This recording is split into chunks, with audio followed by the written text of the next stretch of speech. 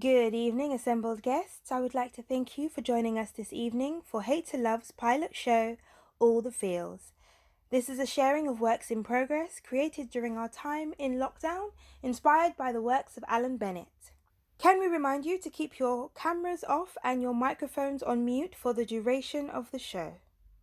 Hopefully, everyone has received a program, but if not, not to worry. One is available on the Hate2Love website, and one can also be emailed over after.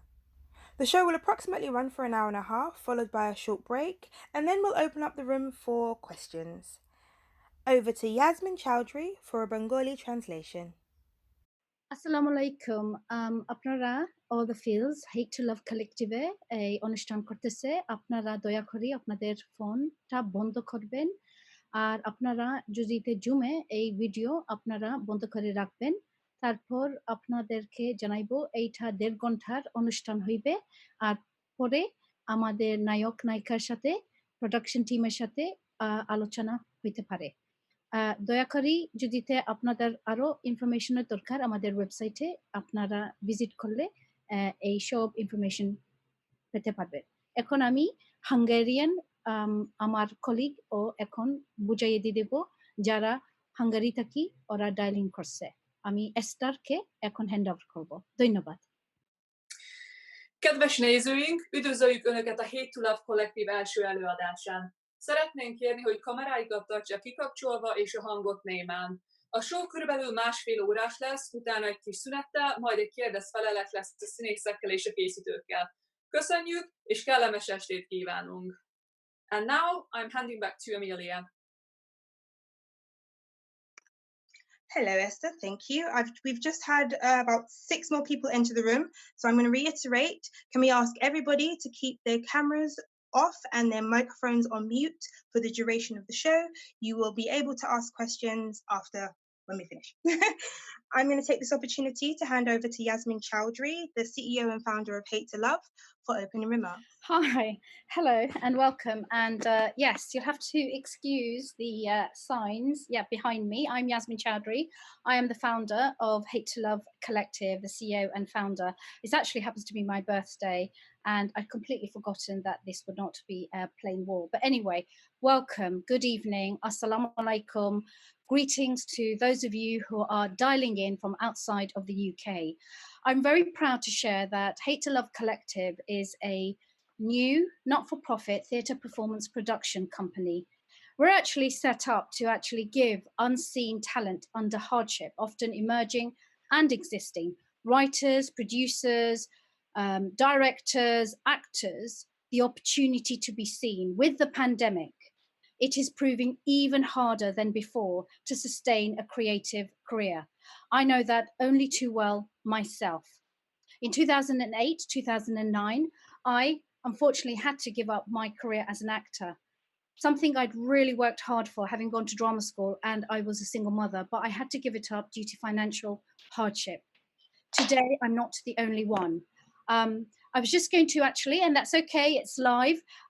Esther, could you actually help, or Selwa, just so we can help you? A lovely audience member has joined us. Hi, Selwa. Can we get you to switch the video off? Okay, so if you look at stop video, and we're really looking forward, obviously, to having as many of you join in on the questions and answers with cast and crew after the show. But just before we kick off, I cannot begin to tell you how privileged I am, because in a way, I want to test this theory. Is it possible to get some of my creatives into paid positions without maybe necessarily having to go to drama school or having to go through the traditional route? Hate2Love exists. The other aspect is I want to give a huge, huge thanks to all the people who joined in behind the scenes, but also a shout out to Ivan Humble, an NHS midwife, as well as Dan Biddle, who were some of the inspirations for me when it came to writing. And finally, I want to turn around and say that I am Yasmin Choudhury. I'm a social entrepreneur. What social entrepreneurs do is actually try and find some of the biggest problems in society and find solutions. For a long time, it's been distressing me that actually financial or multiple disadvantages, be it mental health or physical health or just complex situations, prevent people entering the creative space. I don't want to see that happen. I don't want anyone, wherever they are, to be prevented from having a creative career. And we know this. Once you have arts in your life, it can do so much good for society. But anyway, just to let you know, if you want to find out more, and there's 2 campaigns that I'm running, which is Broke Arts and actually all about copyright. You can find out more. We can chat about it. But for now, returning back to All the Fields from the Hate2Love Collective. And just a reminder that actually, should this Zoom fail, we are trying to upload a rehearsed, recorded version on our website. So that will be up. So if this suddenly melts and disappears, please head to our website or go to and find us on Twitter. But without further ado, I'm very proud to kick off our inaugural pilot, All the Feels from Hate2Love Collective. Thank you so much for joining and giving us your time.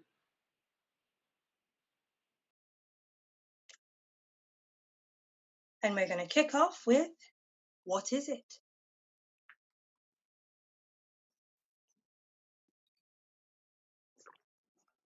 What is it? And I mean it. You know, the it factor. How do you know when you're feeling it? Well, it is beautiful. It is ugly. It's terrifying. It's contagious. It's sitting on a warm beach with the most important person in your life, eating sandwiches that you've made for each other and stealing kisses. It's chocolate. And I mean every type of chocolate. Milk chocolate, dark chocolate, white chocolate, chocolate with nuts, chocolate with caramel, chocolate with fruit, chocolate milkshake, chocolate ice cream. It's sitting in a warm house with your family whilst watching a rubbish movie that Adam Sandler produced.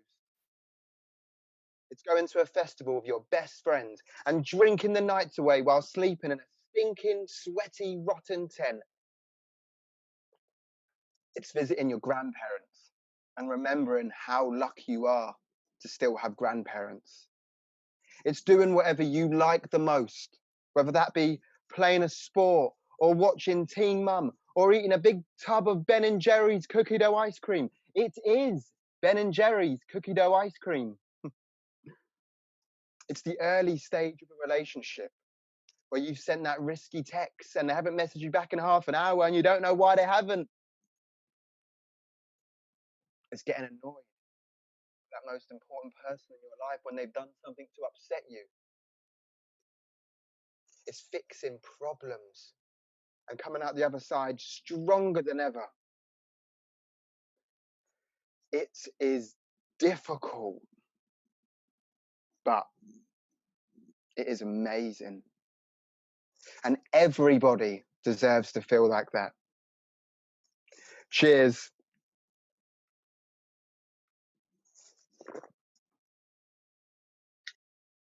All or nothing.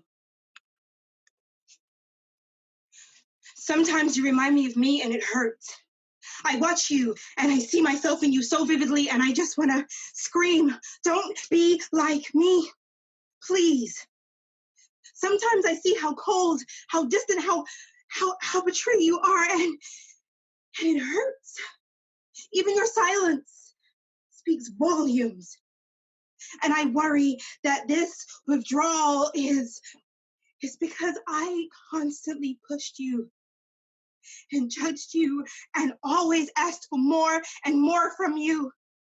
At times when I look at you, all I see is blankness and I cannot reach you because you've drifted away. And you see, I am the one that has no balance. I am the one that is all or nothing and it is black and white. But I realize I am so scared of losing you. And in that fear, I control, I bind, I build up, and then I destroy. Because if there's gonna be anybody getting rejected, then it is me doing the rejecting. Because that way, when a person leaves, it doesn't hurt so much. And I know it's not fair, and I know it's not right, and I am well aware that I really have no excuse, but let me try and explain, okay? I never had a good template on how to love. A husband to my mother and a wife to my father, and I was the glue that held them together when they were falling apart. You see, like a giraffe, I was born on my feet, ready to run from the get-go. No time to play, to learn, to connect.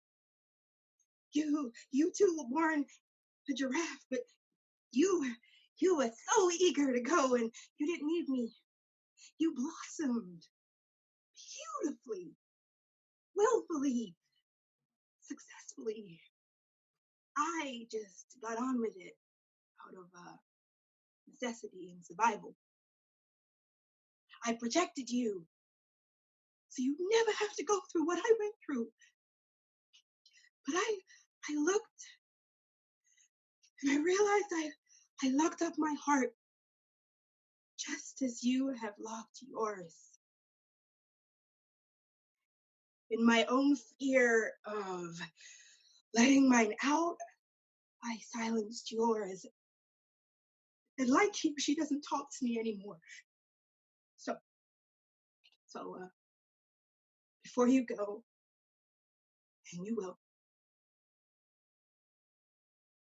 I need to say that I'm sorry. I'm sorry for using you as an instrument to orchestrate my own self-fulfilling prophecy. I knew better, but I just didn't do better. Like me, you now have a template on things not to do.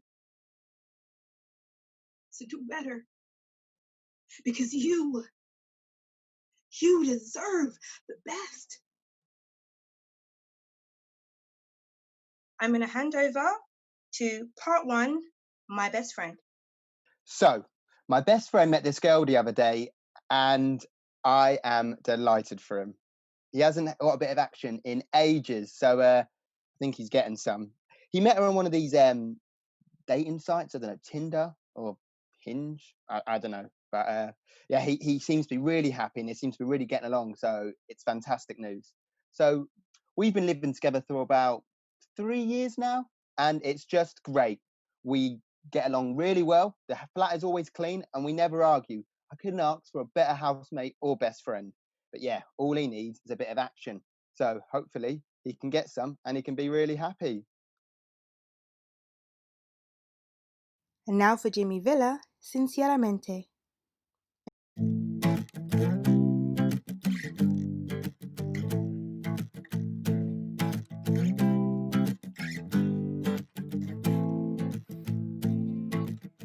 Quisiera verte una vez más, querida. Quisiera amarte una vez más. Quisiera darte mi corazón, querida. Sinceramente, te extraño más. A lo mejor pudiéramos una vez más. A lo mejor pudiéramos una vez más. No, oh, oh, oh, oh, oh, oh.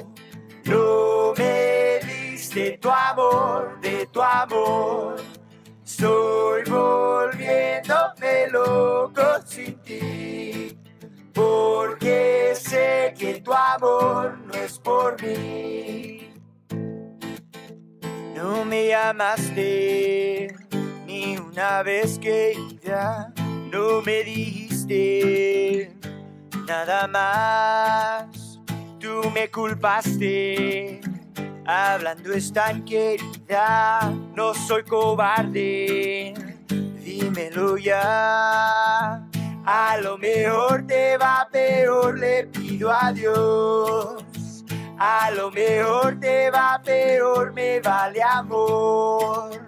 No, oh, oh, oh, oh, oh, oh. No me tu amor, de tu amor. Estoy volviéndome loco sin ti, porque sé que tu amor no es por mí.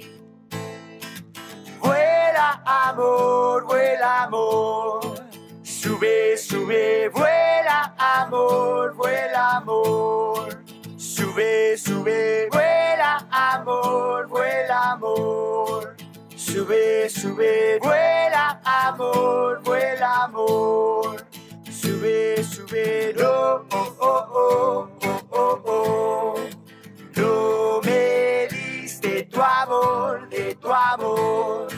Estoy volviéndome loco sin ti, porque sé que tu amor no es por mí. No, oh, oh, oh, oh, oh, oh.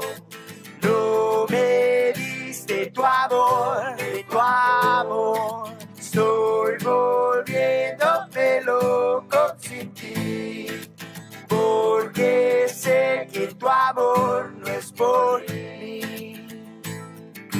Vuela amor, vuela amor. Sube, sube, vuela amor, vuela amor. Sube, sube, vuela amor, vuela amor. Sube, sube, vuela amor, vuela amor.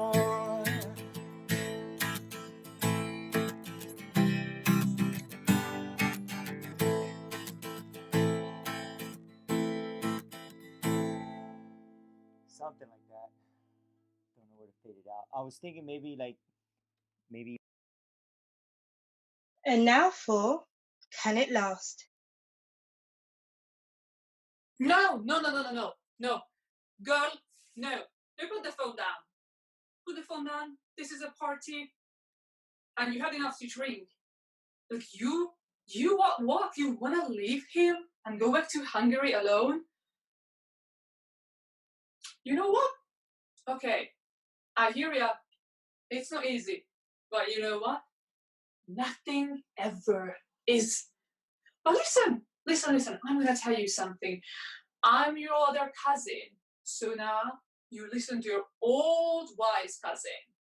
You moved to London together. You have these dreams together. You built that life. Like, don't throw all that away. Okay, listen, let me tell you something. I know you couldn't come to Hungary to the anniversary because of that work thing you have. But now it's official. Rosie Mama and Rosie Papa are married for 50 years. It's like a 50th anniversary. Girl, that's longer than my life and your life together. And they even had a life before that. I drink to this.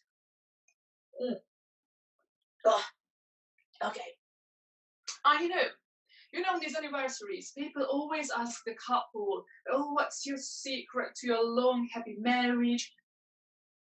But they don't want to hear the truth. They want to hear about meeting, dating, kids, marriage, and all this like heavy, like happy ever after. Bullshit. All those like chick flick movies what I hate so much, there's no way a real relationship. Ooh, no way a real relationship. I'm just thinking I'm gonna need this. But you know Rosie Mama, she still keeps it 100% real. And you know what they say? She just like stood there, dressed up beautiful, and she was flat out was like, no, it wasn't easy. And everyone was like, and then you know what she said then? She said like, oh, we even thought about divorcing. But like back then, divorcing like wasn't even a thing. And they are like the it couple. The it couple, and you know what? If they could make it, you can too. Because you know what? You moved to London together from Hungary. But guess what? They moved to Hungary from Transylvania. They raised like 8 kids in a tiny apartment. They had their food ration, so they would stand in a line with a ticket to get bread. even if they get bread, and now you say you wanna leave him because he leaves his clothes around the apartment and doesn't do the dishes? Girl, hire a cleaner. Hire a cleaner. Did you even talk about this with him? No? Then let me tell you something. Talk. Communication makes miracles happen. And I drink to that. Oh, girl, what? What? You leaving? Oh, girl, wait for me. I'm coming to you. Like, I ordered an Uber, and they just drop you off halfway. That's where still live, okay? Okay, good. Just wait, I'm on my way. Okay. Cuz, listen, I need to go. We talk tomorrow. You know, tudod, szeretlek, imádlak, Isten látja lelkem. A baby unokatestvérem vagy, kérlek, ne légy hülye. Gondold el, ne hagyd el. Holnap beszélj vele, aztán találkozunk, iszunk kávé, akármi. See ya, love ya, bye! My Best Friend, Part 2. So, it's been a few weeks since my best friend met that girl, and they're spending a lot of time together. I mean, they're spending every Tuesdays together and the whole weekends. Like, I wouldn't mind, but they never stay here. They always stay at her place. And to be honest, I'm just feeling a bit lonely. Like, on Tuesdays, it's the Champions League. And on the weekends, it's Premier League. And we used to watch them together. But now, I have to watch them on my own. Me and my lonely can of Fosters. Whew. You know what? I wouldn't mind too much, yeah, but when he is here, all he does is bang on about her. She's so funny. She's so cool. She's got massive tits. I wouldn't mind, but I haven't even spoken to the girl. Like, I've waved to her, but that's it. And to be honest, her tits aren't that big. But I'm just being a little bit selfish, you know. He's really happy. And, that's the main thing, is that he's happy. Little Fish.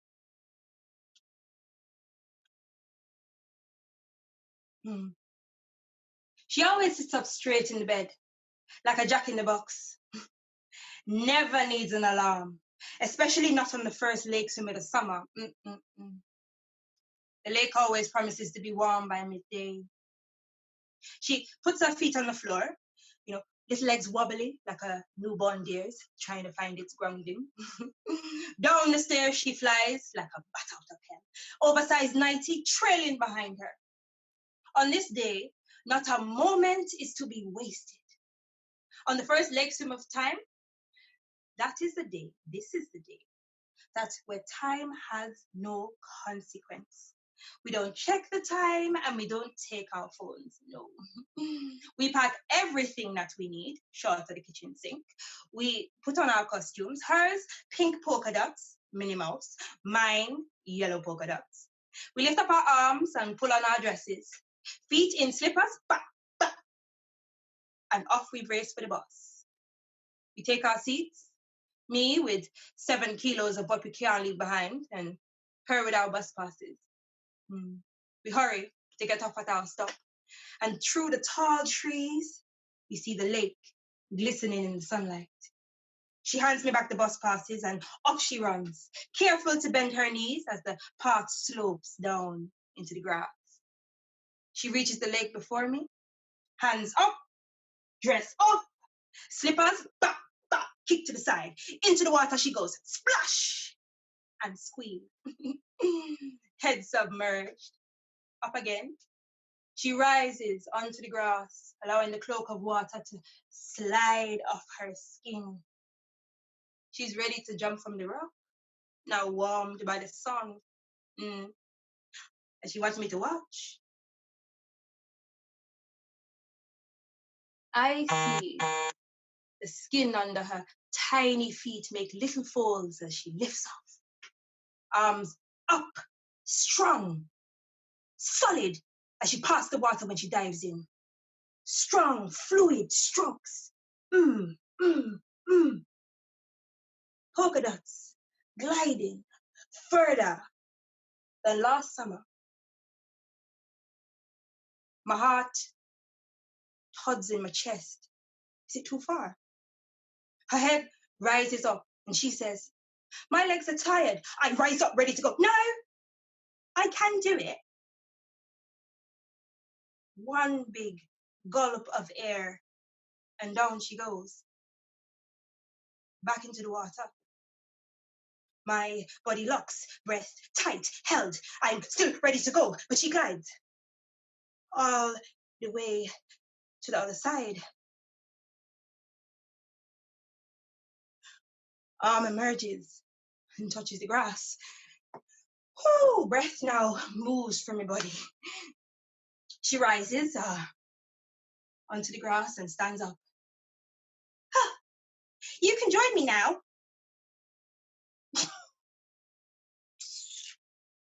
My child. Now, anonymous.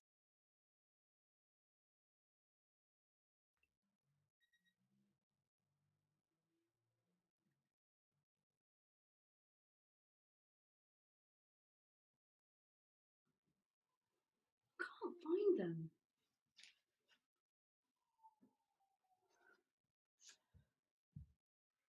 Maria? I can't find my pearls. They're in the trinket box by the cupboard, ma'am.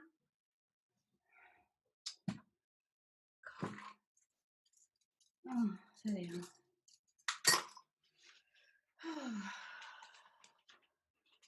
Oh.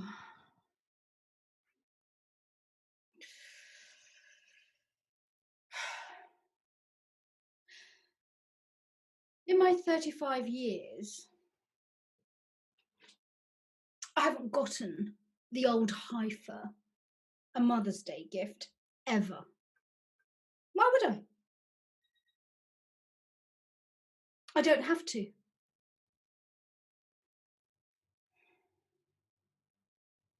When I was at school,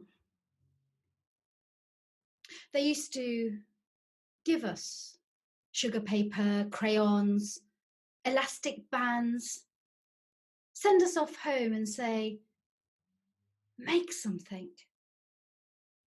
for Mother's Day.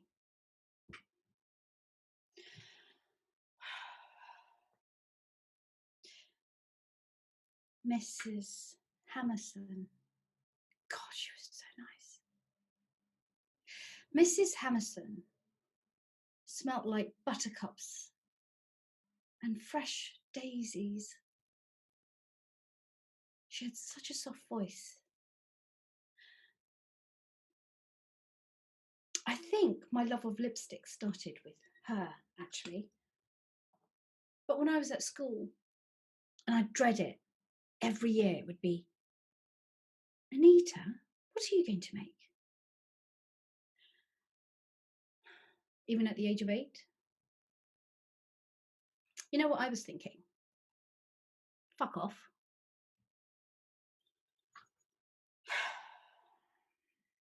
I mean, you know, so she's ill. So what? So what? I'm not going to stop my life. See bags. When I was 5, I walked 4 miles. 4 miles all alone. The Golden Monkeys. Oh yeah, they had their bikes, their chopper bikes, you know, the ones with the handles. I couldn't have one because I was a girl.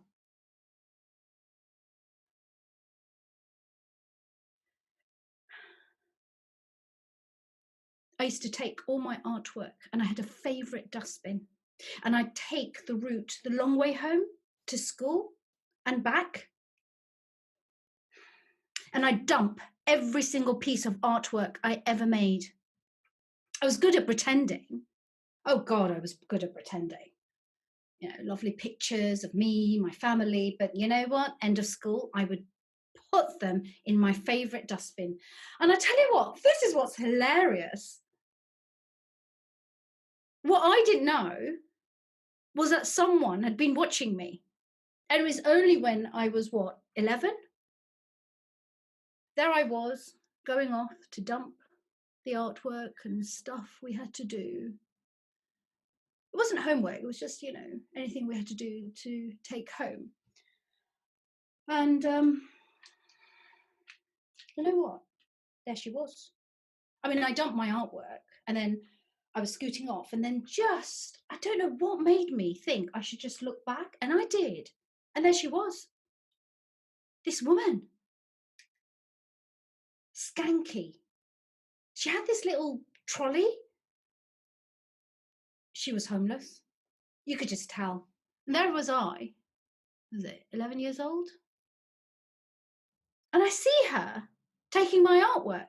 And then I see, to my shock, other pieces of my artwork.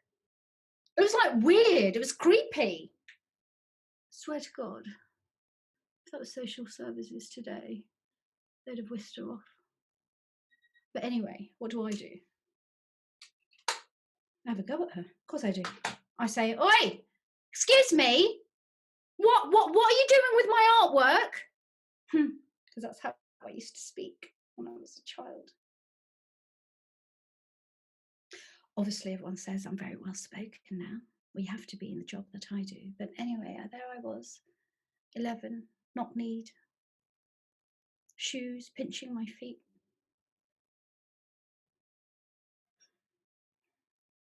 A bag, a school bag. But only it wasn't a school bag. It was the kind of bag you use for old people. I used to be so embarrassed. I used to be so embarrassed of that bag. Anyway, so I say to her, "What are you doing? What are you doing with my artwork?" And would you believe it? She turns around and she looks at me straight, eyeball to eyeball.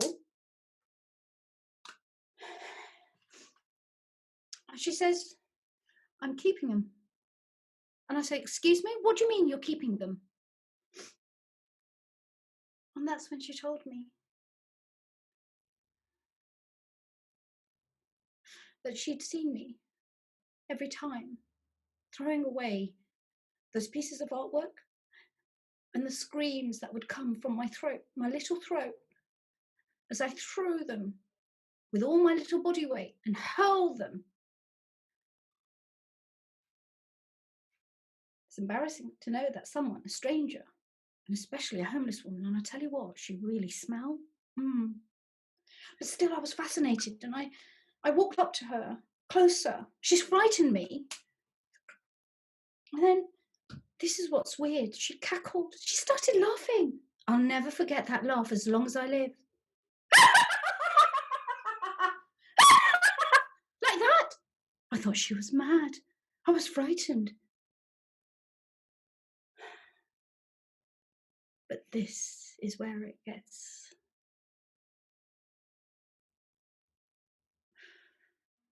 This is where it gets interesting, just different. That one slight moment from laughter to suddenly eerie silence, and she looks at me. And there's such tenderness in her eyes. And do you know what she says? She asks me this simple question. Who is it? Is it your mother? Is it your father? And then she tells me, I don't like my mother.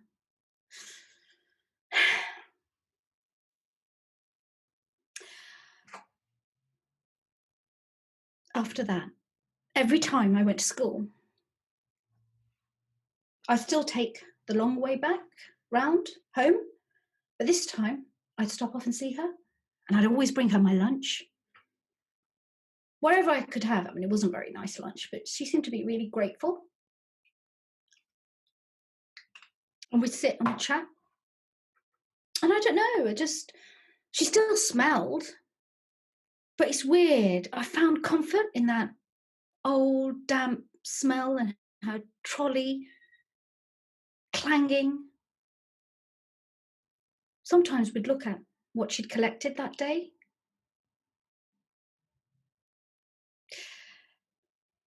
As I got older, do you know what? She turned up to every single school event, every single one.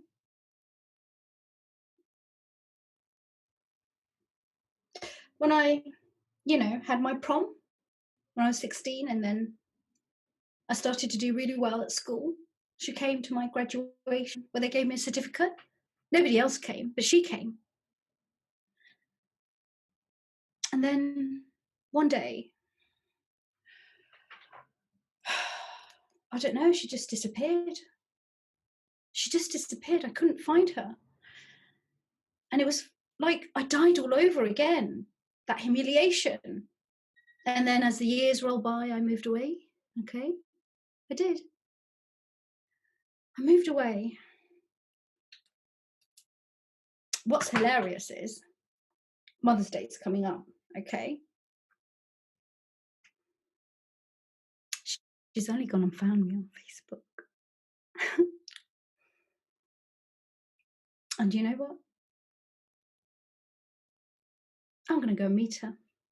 Yeah. I think, you know what? When she sees me, I'm not even sure she'll recognise me. But the point is, we're really connected and it just doesn't matter. But look, I know she's not my bio mom. I don't need her to be my biological mother. As far as I'm concerned, I hit the lottery. I hit the mother lottery. She makes me feel safe. And you know what? That's all that matters.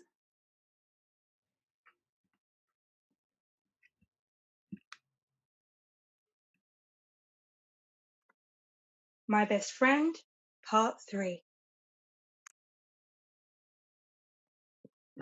They've moved in together.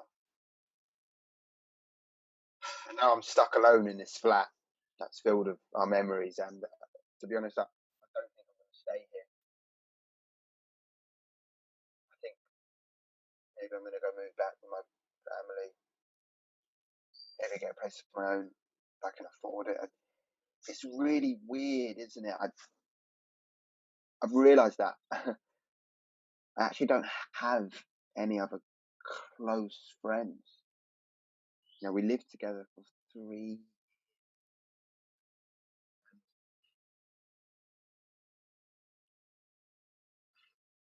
we're not living together. I knew it wouldn't last forever. I really did. I knew it wouldn't. But it was just so easy. It was so much fun. And I'm being selfish. He's so happy. And he showed me pictures of the flat. And it looks incredible.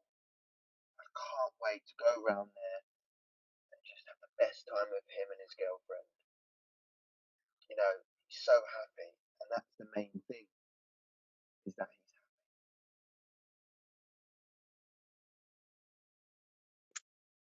Next up is Carly Janelle with Step Up and Arise. And over to Is It a Lie?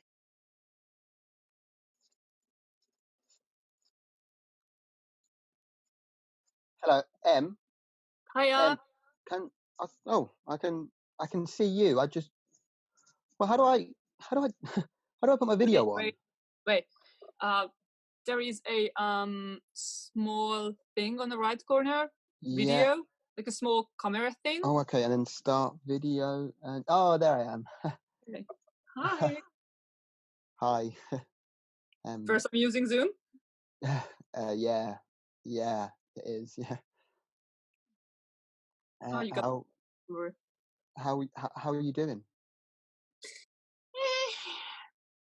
Same old. You know. Yeah. How's your mum? Oh, she's fine. You know, she's like in Hungary big house, big garden, Yeah. dog, and I'm kind of stuck here in this flat. So, Yeah, I thought maybe you would have gone back to Hungary. no. I'm still in London. Okay. Okay, listen, I don't have that much to talk, but I'm here. So, Okay. why did you want to see me? Listen, I'm really sorry for what I done. Nobody deserves to be treated the way I treated you, and I'm just really sorry. Well, I mean, like after 8 months, I still don't really know like why you. I just can't, like, you know what, let's just take a look on what you wrote to me. Oh, you Uh, you still have the text messages? you said to me that this is fucking outrageous. You are a stupid bitch who is a fucking nobody. I want you fucking gone, you stupid bitch. You better be gone when I get home. I don't give a fuck that you have nowhere to go. You are a fucking nobody. I mean, yeah. Yeah. There's no excuse for my behaviour. I was angry. I was upset.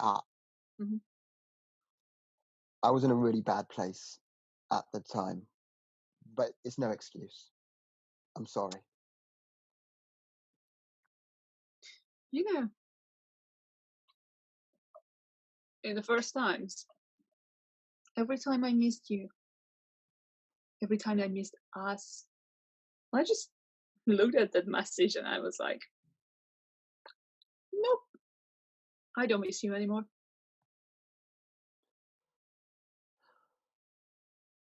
Listen, could you do me a favour? Would you just delete those messages? I really don't want you thinking I'm a bad person.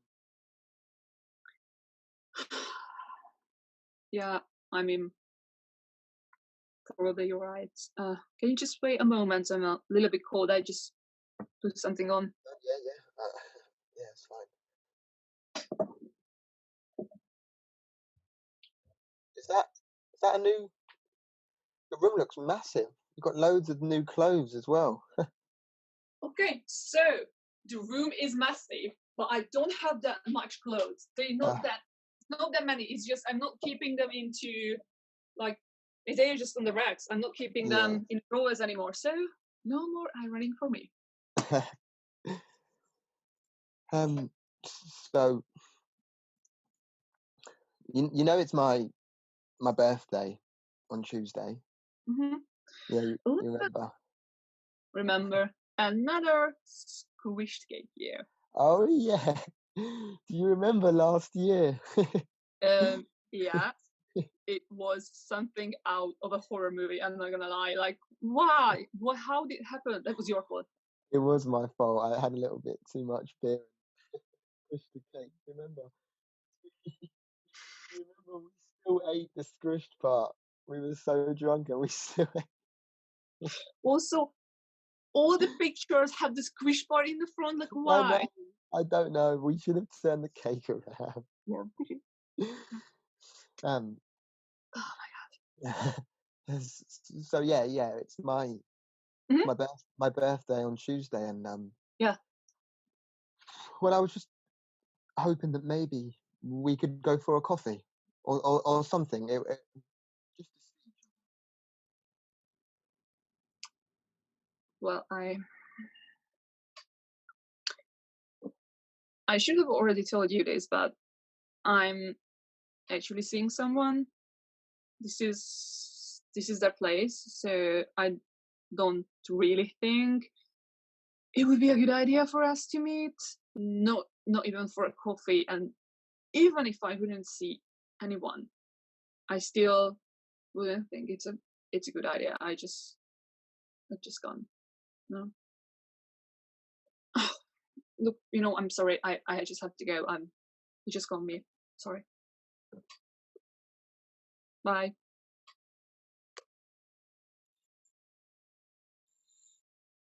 Now for a fragile thing.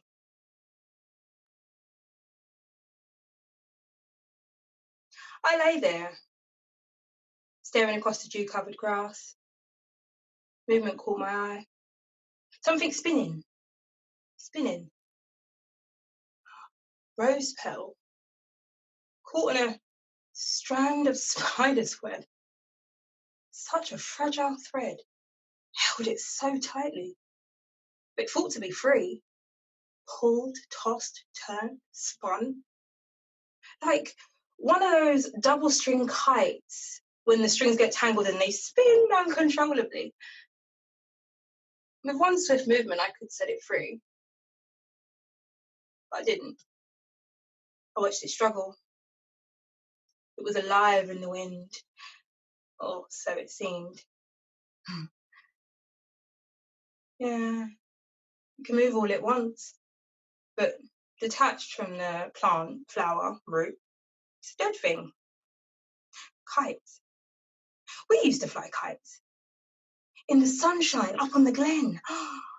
Homemade kites. Kites made of bin bags and sticky tape. We could get them to stay up really high if we run really, really fast. Running and laughing until you got a stitch days and then you couldn't run no more. Swing frames. With no swings. But rope and a bit of stick to sit on. Left by the older boys. If you managed to catch one on his own, away from his mates, he would push you so high, you thought you'd go right over the top. You lost your stomach, but you didn't want him to stop. No. Tarzan, swinging in the jungle. Dungeon, dragons, pirates, Indians, scraped knees, dirty clothes. Times. It's all too sterile now. Too clean. Daniel says it has to be. And he's right. Well, partly. I know we have to be careful with Captain Jack. Jack.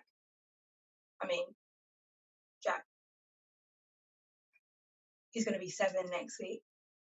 I am going to make a treasure chest cake. And it's... Sorry. He has a lot of medication. Sometimes he needs oxygen. So it's right. He does need it to be sterile. But he also needs to be a boy. And have fun. You should hear him laugh when I run with his chair, especially over grass. Oh, the big, great belly laughs and the high-pitched squeals of joy. Daniel doesn't approve of running. You see, there are lots of rules. Not for Jack, but for me. Daniel is a good dad, yeah. He works in technology and he teaches Jack everything on computers. Because computers are clean, sterile, safe. Last lesson, mini beasts. I wanted Jack to experience the real thing. So we went into the garden and I found a worm, a big fat one, and I put it in his hand. And I held his hand so it wouldn't spasm. And he watched it. Focused. Happy noises. And then the worm flipped on itself. And there was a shriek of pure joy and fear. But not bad fear. No. If his body worked like the other boys, he would have had exactly the same response. And then he probably would have picked up the worm and scared his friends a bit. No, not a bad fear.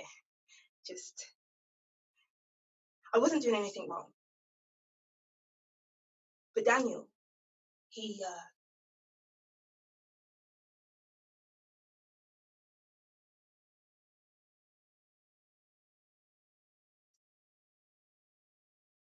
when I came to, the grass was covered in dew.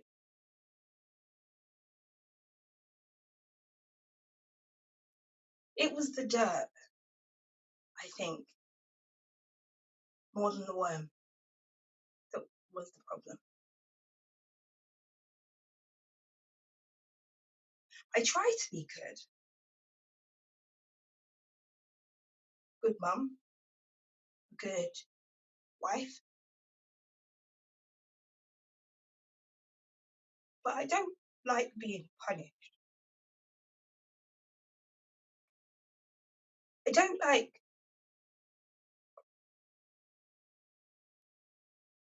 don't like the darkness of the cellar. Silly, really. In storybooks, it's the place where the bad things live. So your brother tells you he's going to throw you for annoying him and his friends. And you run around laughing and screaming because you know it's just a game. Only this is not a game. I am not 6. And he shouldn't be punishing me like I'm a naughty child.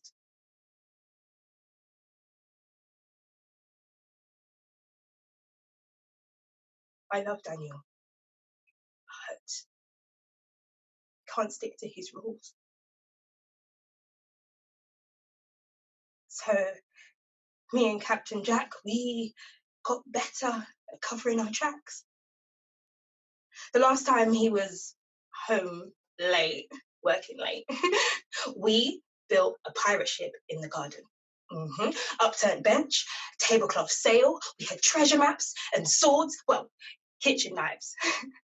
I held Jack's one so we could fight and make the ching ching sound with the blades just like they do in the movie. Pew pew pew pew pew. Oh, get that scurvy sea dog. Squeals of joy. Watch out, Captain!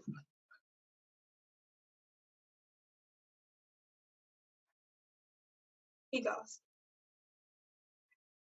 Happy sound. His blood warmed my hand, and joy filled his eyes. He wouldn't have survived without his mum.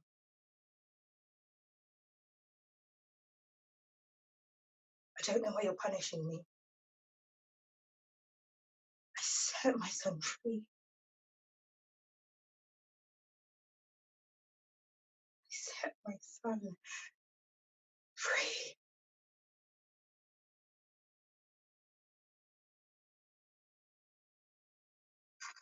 My Best Friend, Part 4. So, it's been 6 months since my best friend met that girl, and they got married. They said it was only a small wedding, so I didn't get invited. I haven't been around the house either. It's fine. It really is, because we still see each other on Saturdays. We watch the Premier League in the pub with pints, and it's great. Oh, and he showed me all the pictures from the wedding, and he looks great. He looks so smart. He looks happy. And her tits didn't look big.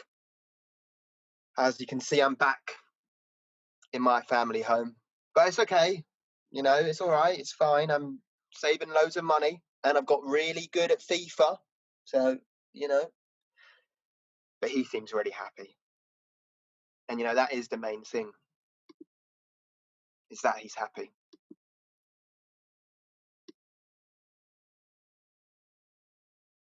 And now for a video of Comatose by Princess Phoenix.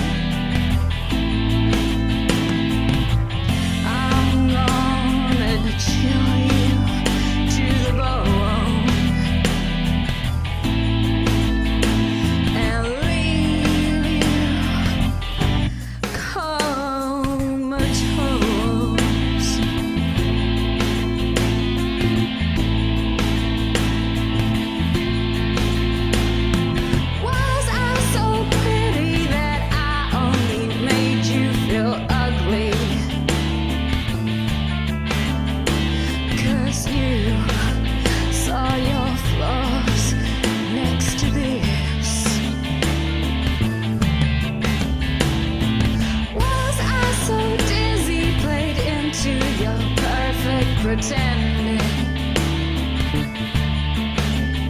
Aren't you gonna welcome me into your new tryst? I'm gonna hurt you so sweetly. I'm gonna love you like you've never known. I'm gonna destroy you so neatly. I'm gonna tear you to the bone and leave you comatose.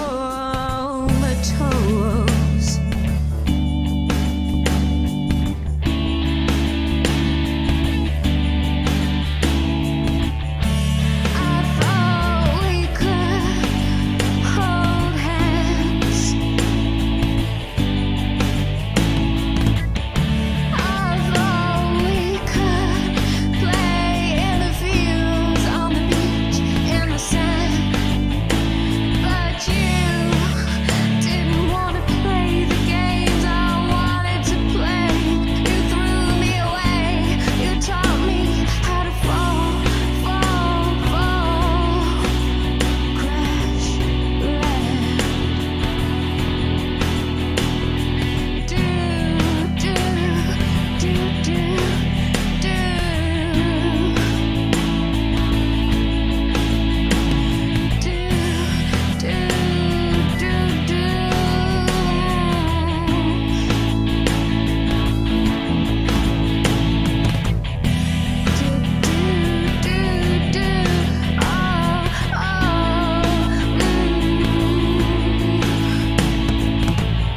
Did you think you could contaminate me?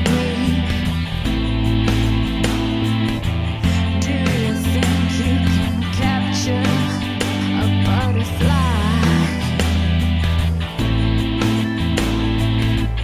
Did you think you could just replace me? I'll show you where my darkness resides. I'll leave you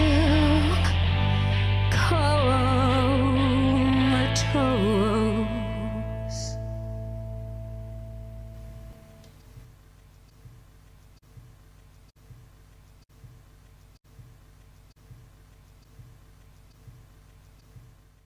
Sense of nothingness.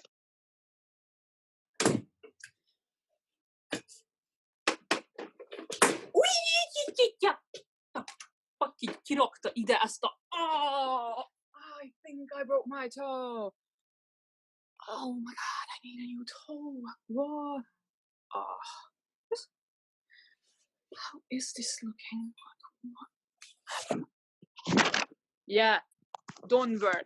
Why would you? Like, you have so many things to do. Ugh. Okay. Okay, it's fine.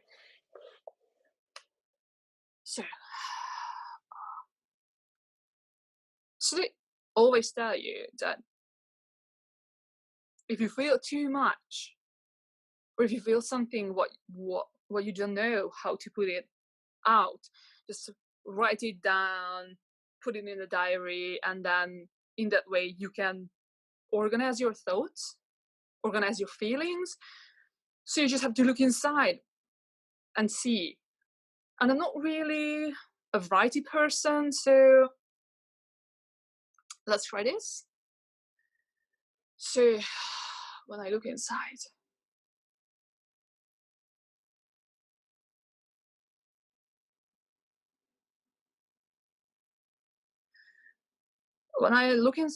I feel nothing.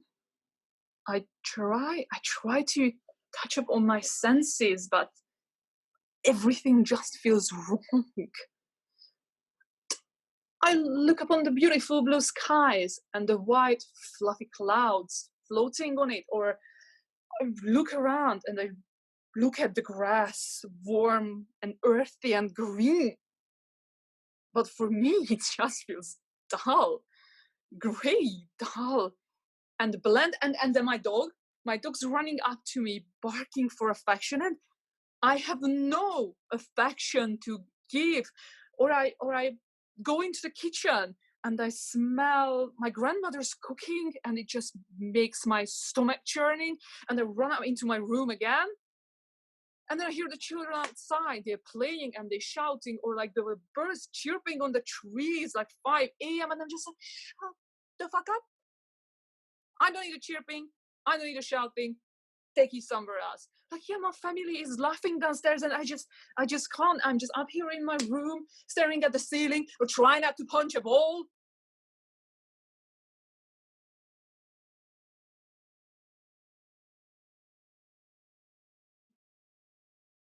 Why do I feel like this? I don't know who I am anymore. And you know what they always say that, oh, try to focus on something what you like, try to focus on something what makes you smile. Well, you know what? I don't know what makes me smile anymore. I don't know what I like.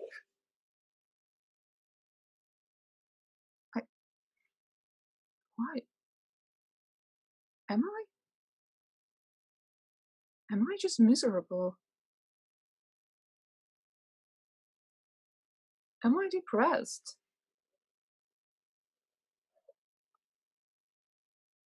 Am I a bad person? Or is this just who I am now?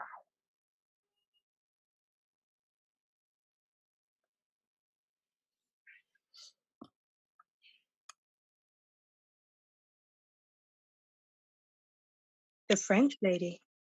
I am down below, looking up. I am sitting uncomfortably. My jacket is weatherproof, but no matter how much the sun shines, I feel cold. I feel anxious.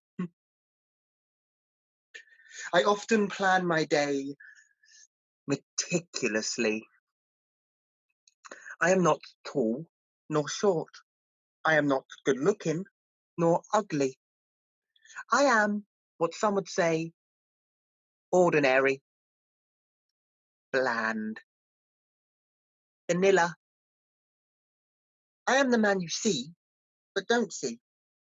I am the man whose heart aches, but you won't hear it beating wildly. I am the man who watches you, but you only have eyes for others. Do I like being alone? I am still pondering this. I certainly like the way I can choose to live my life how I want. It does not attract me friends, but I have my house, my tiny garden where I plant potted herbs so I can make fresh meals every single day. After all, I have all the time in the world. And that includes watching the world go by. Today, I have my egg and cress sandwiches made neatly in triangles with no crusts. I leave my crust on my bird feeder on the table in my tiny garden. I like to share my food even when I have no humans in my life. I look up, strain my eyes just so I can see her. She is at her desk, as she always is. She is powerful, French, graceful, and dresses beautifully. So many come in and out of her room. They all look anxious to please her. They always smile. She rarely does. I like the way the curve of her neck sweeps up and the cut of her blouse shows her collarbone. Her chair is regal but simple. Her hands a silent drum as they rest upon the mahogany desk. I think her pen is black-tipped with a gold crown, like my father's. Softly poised fingers sign thick documents with a sharp flourish as they're whiskily hurried away by someone who fetches her coffee, water, and lunch. Sometimes she looks at her watch. Sometimes she looks at the ceiling with her arms folded. She's done this for about a week now. There is an expectant air of urgency that hangs between us. Her and me. Yet she doesn't even know that I exist. Who is he? Why are you getting up? Yet he just sits there. Who is he that makes you break into a smile? He is stooped. He is ambling and seems to be in pain. I have never seen him before. I can feel my face stiffen. I can feel my blood chill. This is the first time that I'm seeing him. You gently smile, and as you walk towards him, your mouth opens wider and wider. You are clapping. I can see the glint of the sun against your pearly teeth that's nestled in your delicious mouth that is painted deliciously red. And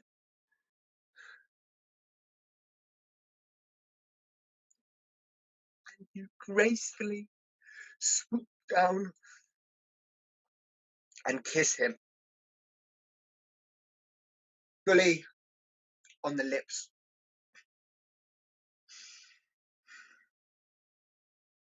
He is looking at you with soft, merry eyes, and he clasps you in an embrace, and you disappear from the window.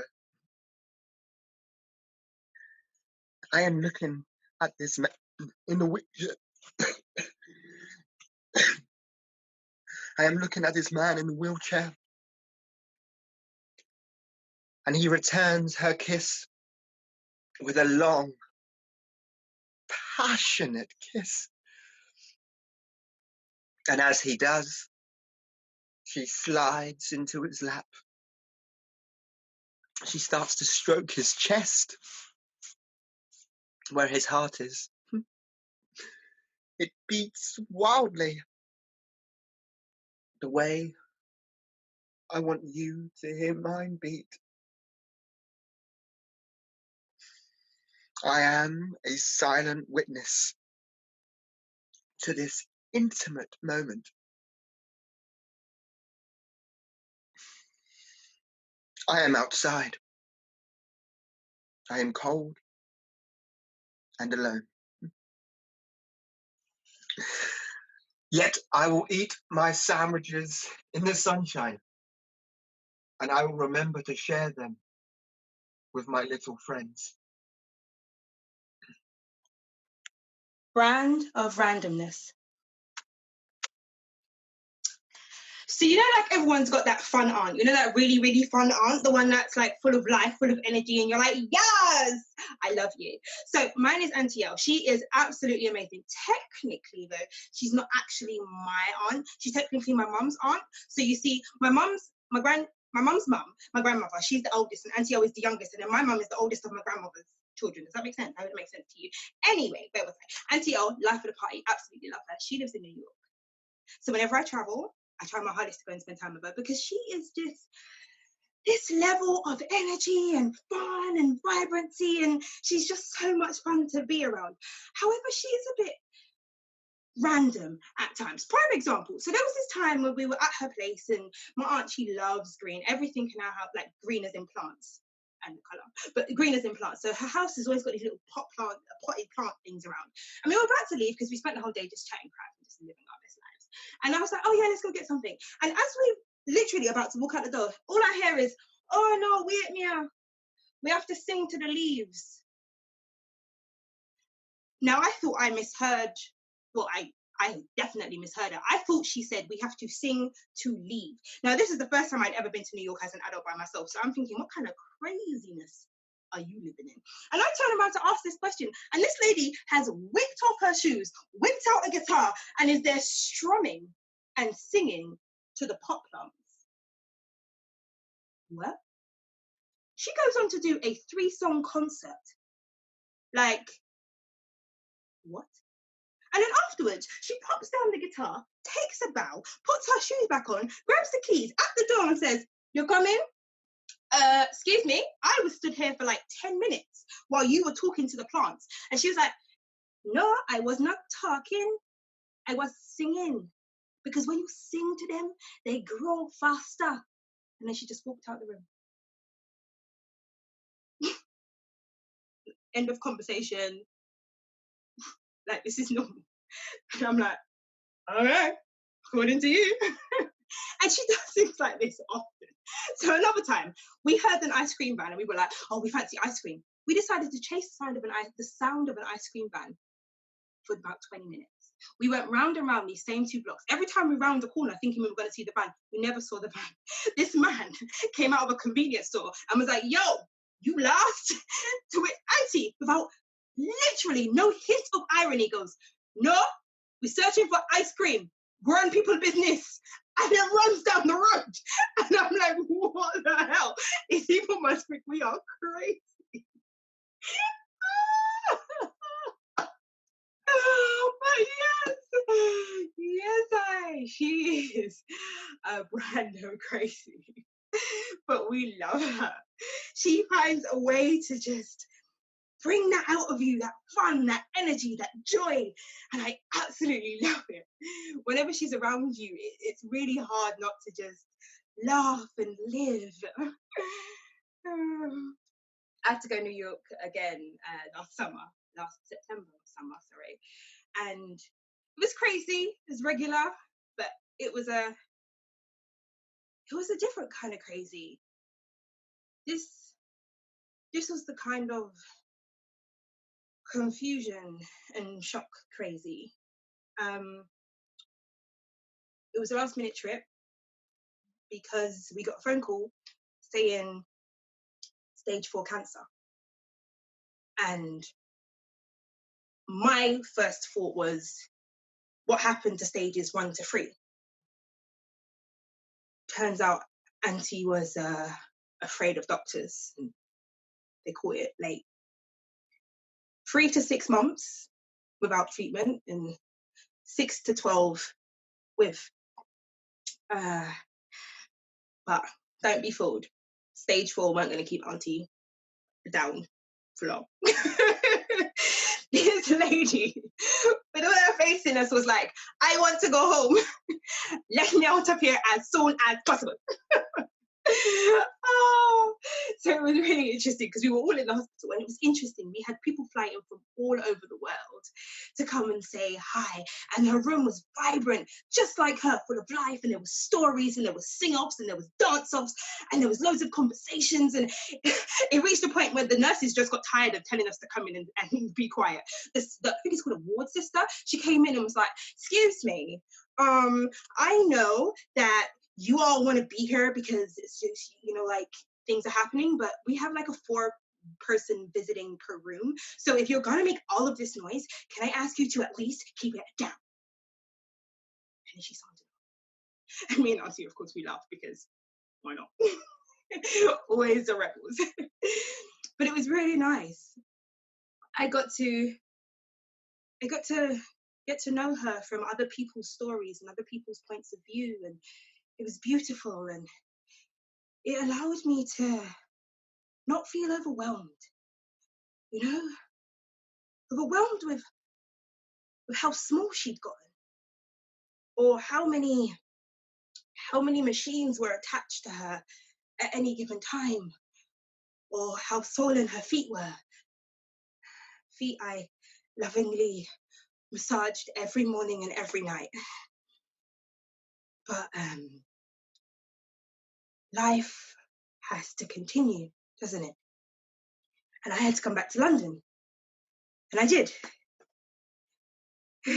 She wouldn't have allowed me to stay anyway. So, true to her word, as soon as she was released, she went home. But not to her New York home, no. She went home, like Dominica home, that's where we're from. The Isle, the nature Isle of the Caribbean, as they call it, shaped like a pirate. Funnily enough, apparently it's where parts of Pirates of the Caribbean was filmed. You know, like a tidbit of information. But yeah, she went home, she got comfortable, she got rested, she settled down, and a couple of days before Christmas, she left us. She passed in her sleep. And I wasn't able to go to the funeral because it was very expensive and I just didn't have the money. And I didn't realize how hard it had hit me until I think a couple weeks into January, when I saw a message and I was like, this person's not here. And it felt like a part of me had died too. And then it was really, really funny thing happened. I was in a healing circle, an ancestral healing circle with a lovely group of women that I meet with a few times a month. And this particular circle was about healing and ancestral connection, and we were in deep meditation, and there she was, Auntie L. Beautiful, stunning, glowing in a long white dress, looking young and healthy. She held my hand and she said, Mia, you forgot. You have to live. You have to remember to love, to connect. That's all life is, love and connection. To live by example. I know we teach you well. That night, we laughed, we cried, we danced. And I remembered that age-old thing that everyone tells you, but sometimes you just need a little bit of reminding.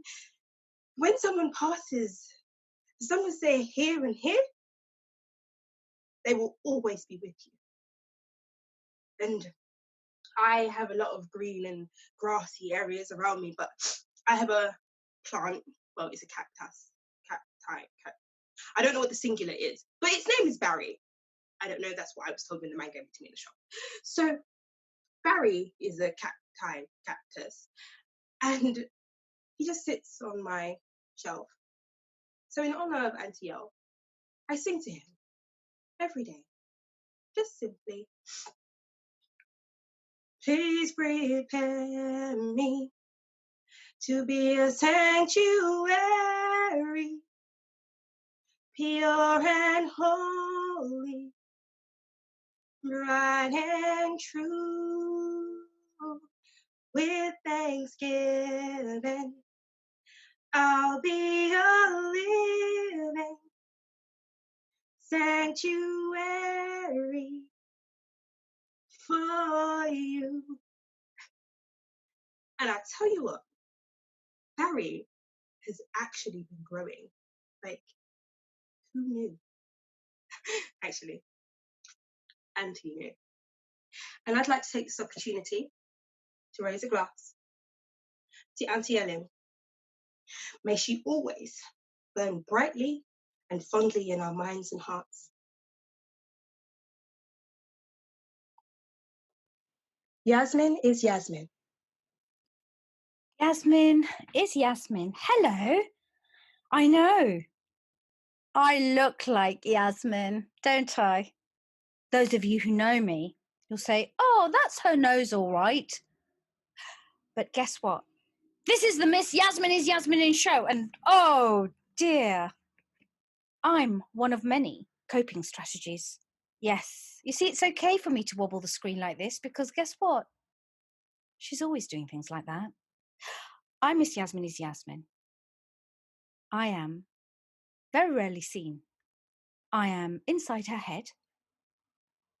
And I like to think that I'm the calm one, the sensible one, the one who gently whispers into her ears and tells her, slow down, my love.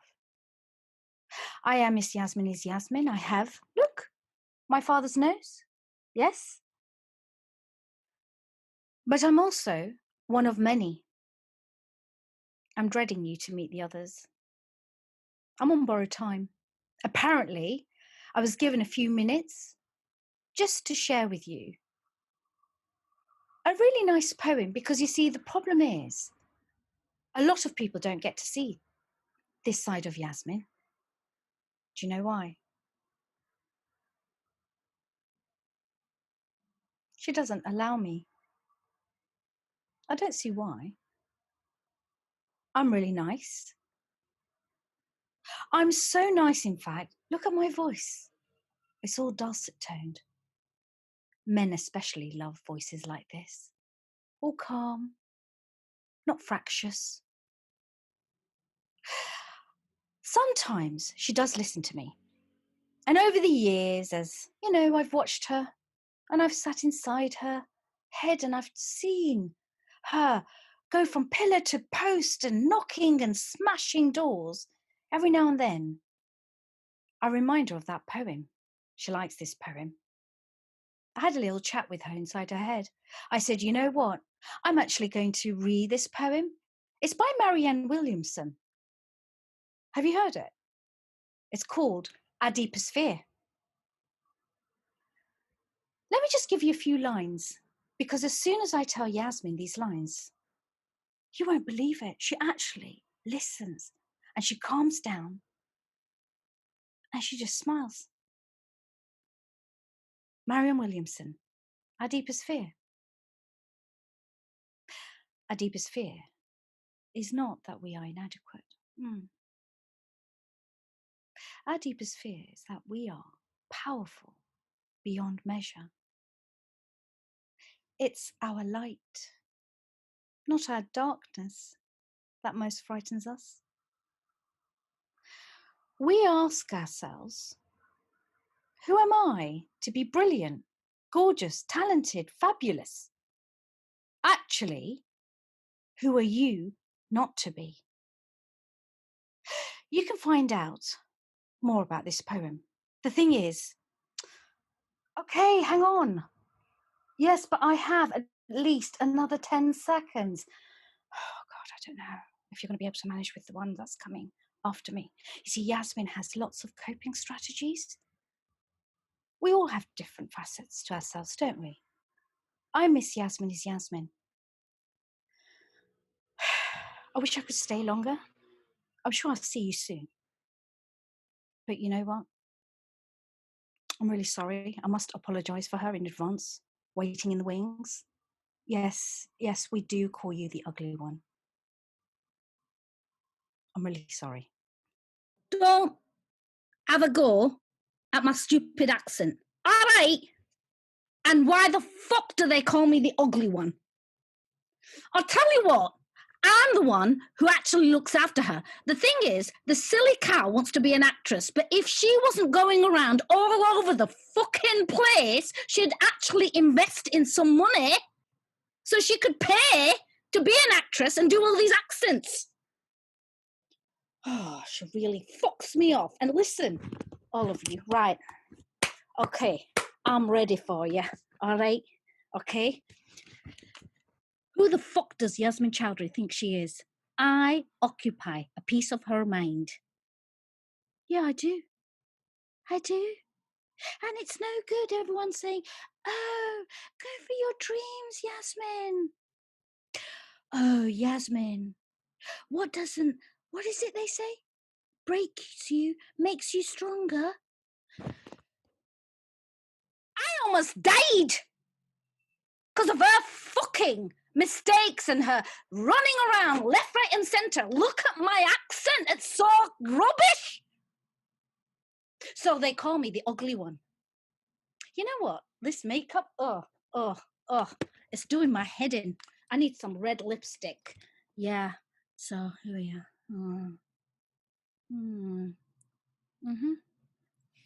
Red is power.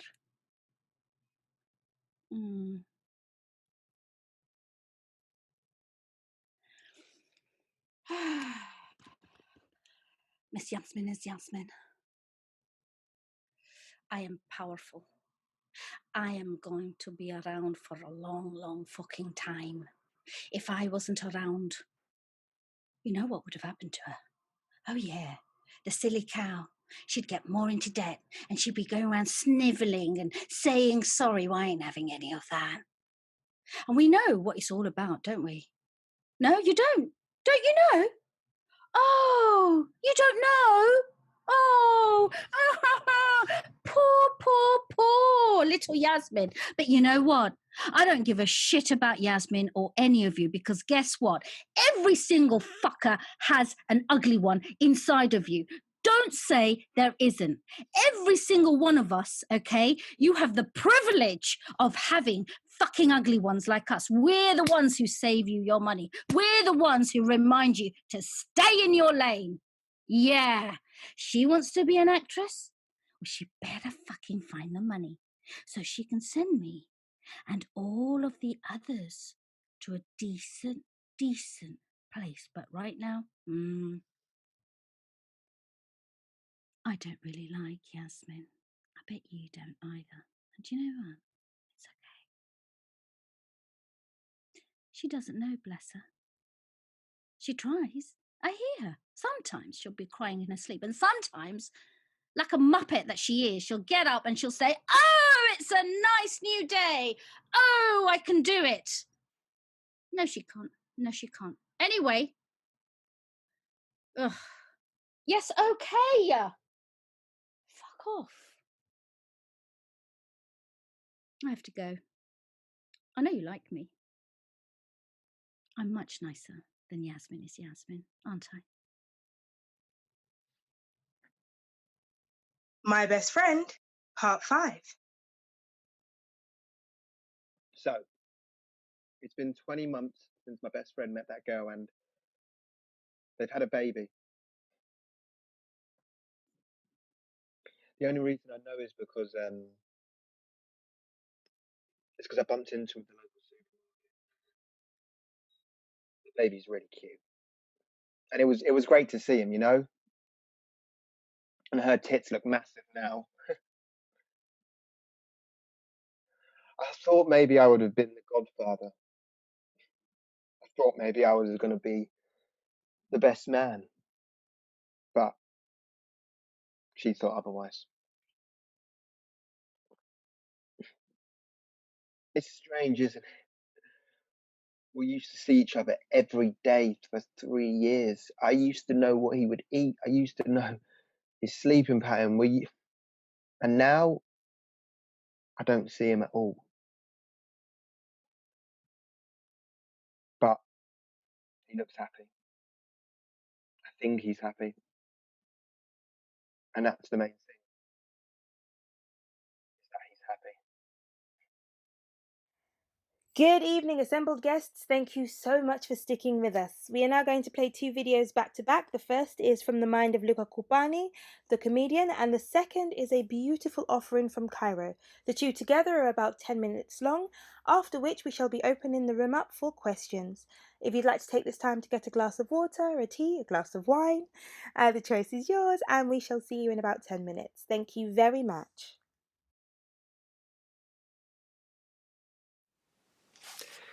Hello, my name is Luca Cupani. I'm a comedian and a human being.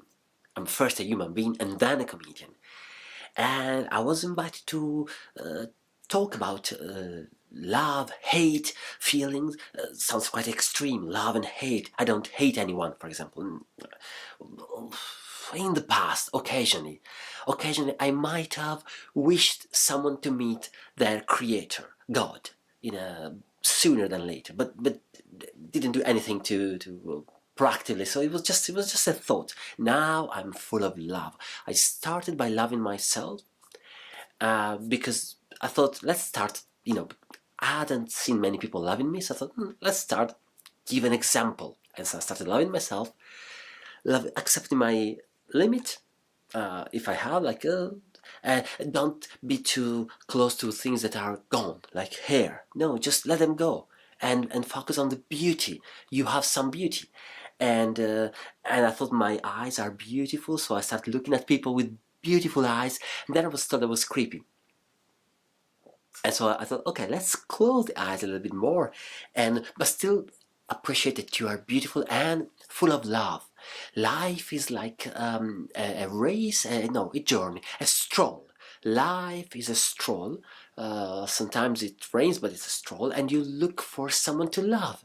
Apart from yourself, you love yourself, and you want to share this love. And I met a person, because when I was single, and I've been single for so long, not just single, I was lonely, because I'm a professional. I used to be a professional single man, like lonely. I don't like those single men who keep, having affairs here and there, a lot of women. That's not being single.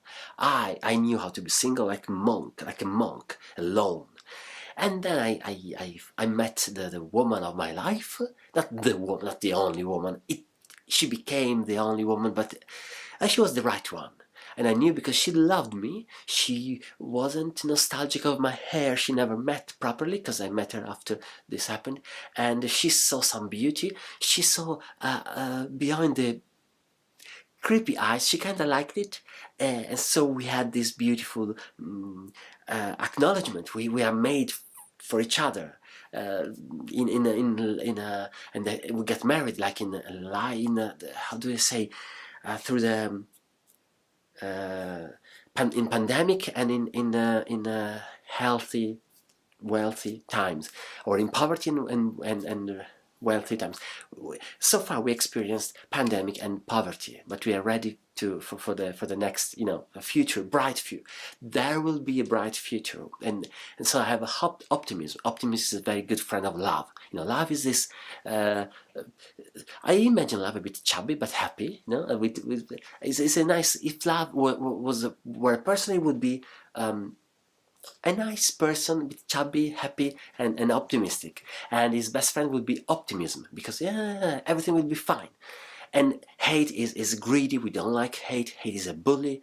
Hate is just we don't like him. Then don't talk about hate. Don't make him important. And let's focus on love. So love is so happy. I'm happier. I know you might look stupid if you're in love, but that doesn't matter, because you are in peace. And the good thing. Some people are unlucky because they don't know, is this person the right person for me? How can you find out? I've been very lucky, because I got a pandemic and a lockdown soon after the wedding, so we had to experience a lot of time together, spend a lot of time together in hard times, because as I said, I'm a comedian. That means I used to perform for. Do you remember when people were allowed to gather in places, and that was my job. Now the job has been taken away. That's okay. I've heard this event might encourage someone to do some fundraising, and I truly support it, because artists are important. Art is like love.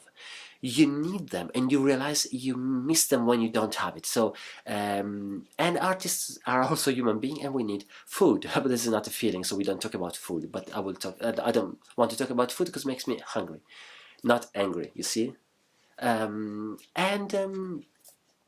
yes, I'd like to give you an example. To be a wise man, I would love to make some clever, wise quote, something that stays, like, oh, that was bright, so I'm gonna close this speech with something inspiring and powerful, and like a quote, a good quote that I will look for in my brain, which is now empty, but it will give me a quote about feeling and love and hate. And the quote is, love is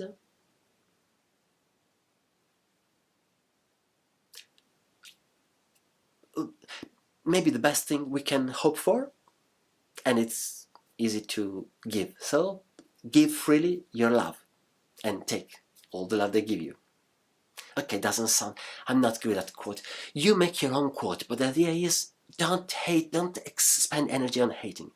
Don't try to, I want these people to die. No, because there's already a virus that does the job for you. And that's all.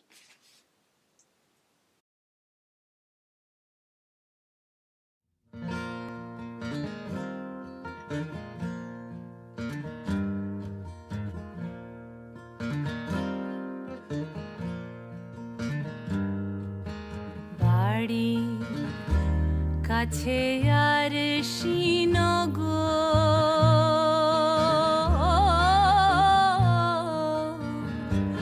সেথা পড়শি বসত করে একঘর পড়শি বসত করে আমি একদিনও না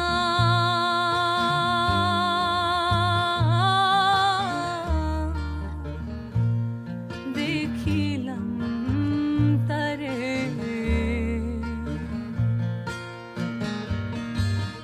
কেরাম বেড়ে অগাধ পানি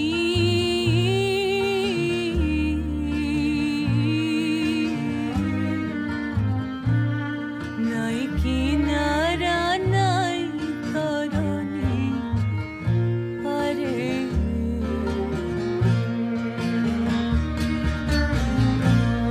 বাঞ্ছা করে দেখবো তারি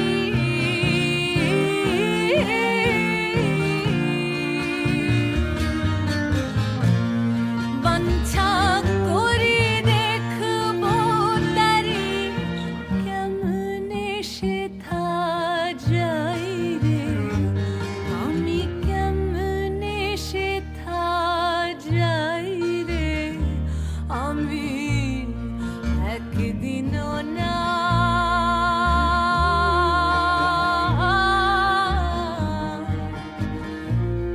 দেখিলাম তারে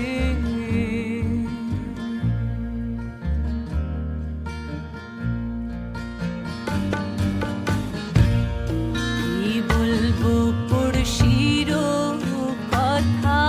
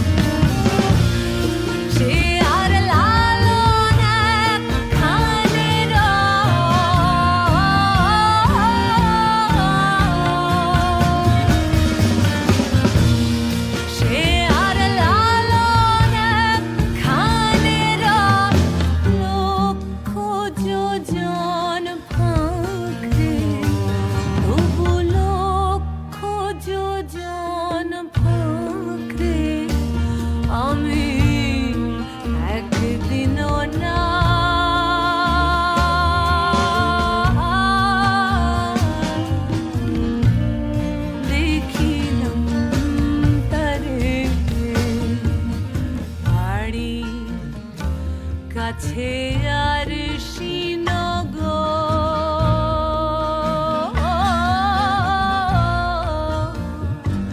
সেথা পড়শি বসত করে এক ঘর পড়শি বসত করে আমি একদিনও না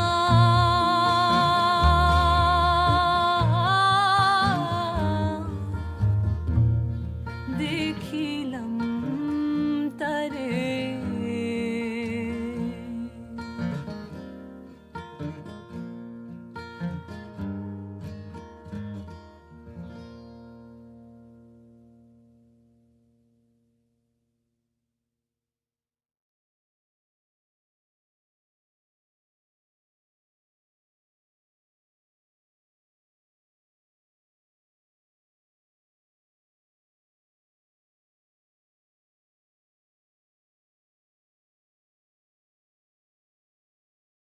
And now over to Yasmin.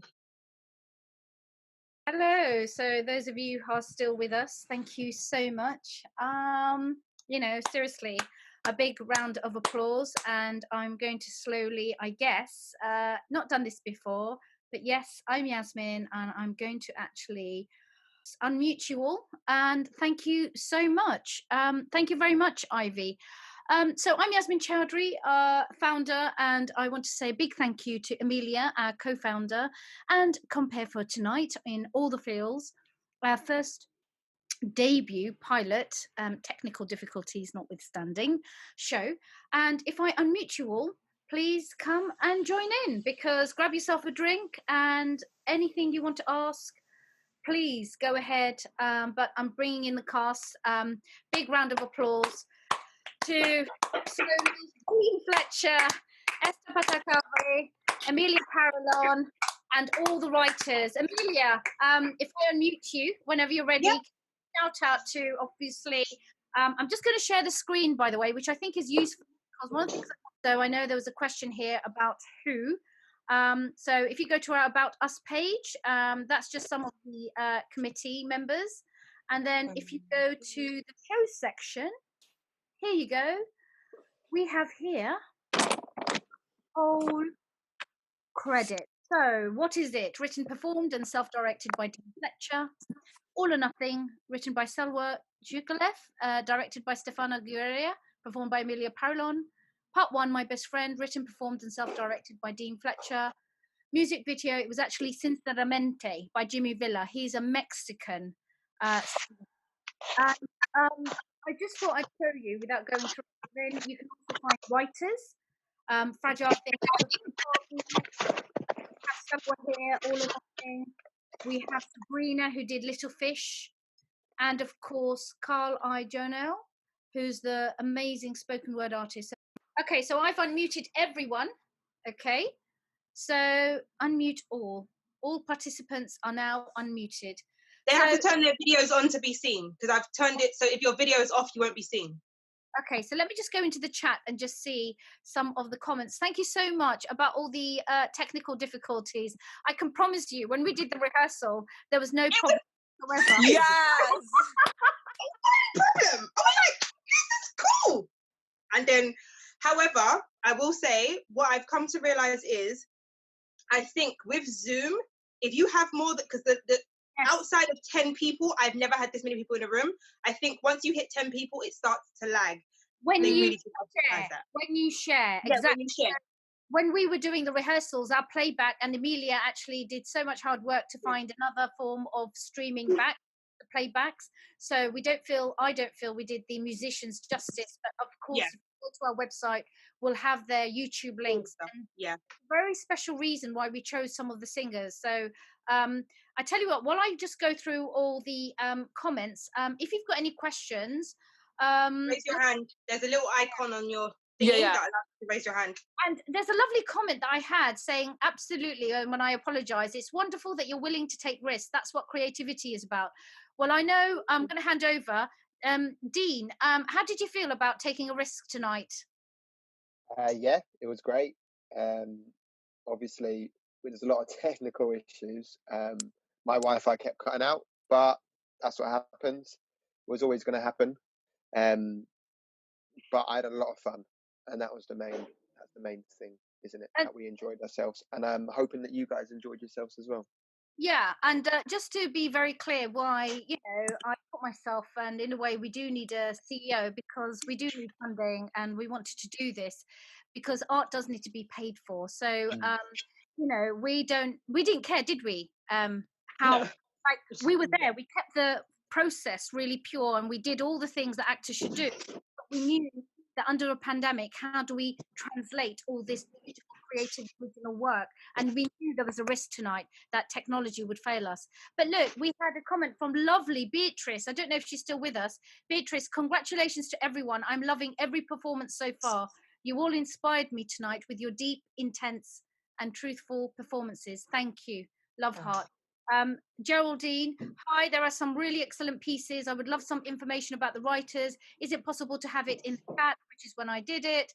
And Bronwyn Carr Bates, lovely work, everyone. I have to put my kids to bed, but just wanted to say huge congratulations and thank you. Emily Summers, well done, everyone. Thank you. Iris, who's one of our co-funders, she's in Spain. She was unfortunately not able to be too involved, and we want to give a shout out to Abby and Alfie, actually, who weren't able to be involved at last minute. But Iris is saying great stuff, well done, everyone. But we're also here to take your feedback. So, Chloe Wigmore, well done, everyone. Some really lovely and interesting pieces. Henrietta giving us a round of applause. Victoria, well done, everyone. Really enjoyed your work. Now, questions. Is there a hand up, Selwa? Do you have any questions? Anyone? No, I pressed that by mistake. I'm really sorry. You're one of our writers, aren't you? So, thank you. Can I ask you a question, Selwa? How did you feel seeing your piece performed back during a pandemic? It's really weird because it's the first time I've ever done any written work and handed it, and somebody else has done it for me, acted it for me. So well done, Amelia. It was fantastic. I loved the American accent. I didn't see that coming. So I was like, oh my God, hearing it fresh all over again, which was really, really good. And I was very happy, very, very pleased, very proud, and it was great. Thank you very much.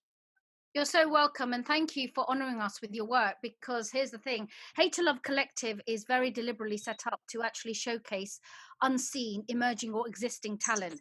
A lot of people don't understand, obviously, how the acting world works, but to some extent it is contacts, it is the amount of money you have that gets you seen. And one of the things that Hate2Love Collective was very proud to do is give voice and platform. Like, for example, Esther, let's go to you. And I know we've got a question from Abs, by the way, who's been listening in from Kenya. Okay, Abs is from Kenya, and his question is, are all of you actors? How often will you guys be doing this? Because I loved it. So Abs, we've got 2 shows. I think the next one is 28th of July, and then we have one on Amelia. When's the one in November? November, probably somewhere at the beginning. We're still deciding on the actual date because we have to. Yeah, I think there might be 28th of November, but the whole point is this is very regular. I'm already thinking, actually, if we get a little bit of funding, we'll probably do another version of this show, because now we've all rehearsed. We can actually get the right equipment. I think London's slowly opening up. Who knows, in a month's time, we might be able to get a stage somewhere. But to Abs's questions, to all of the actors, are all of you actors? How often will you guys be doing this? Because I loved it. So, Esther. So I think we are all actors, but not just actors.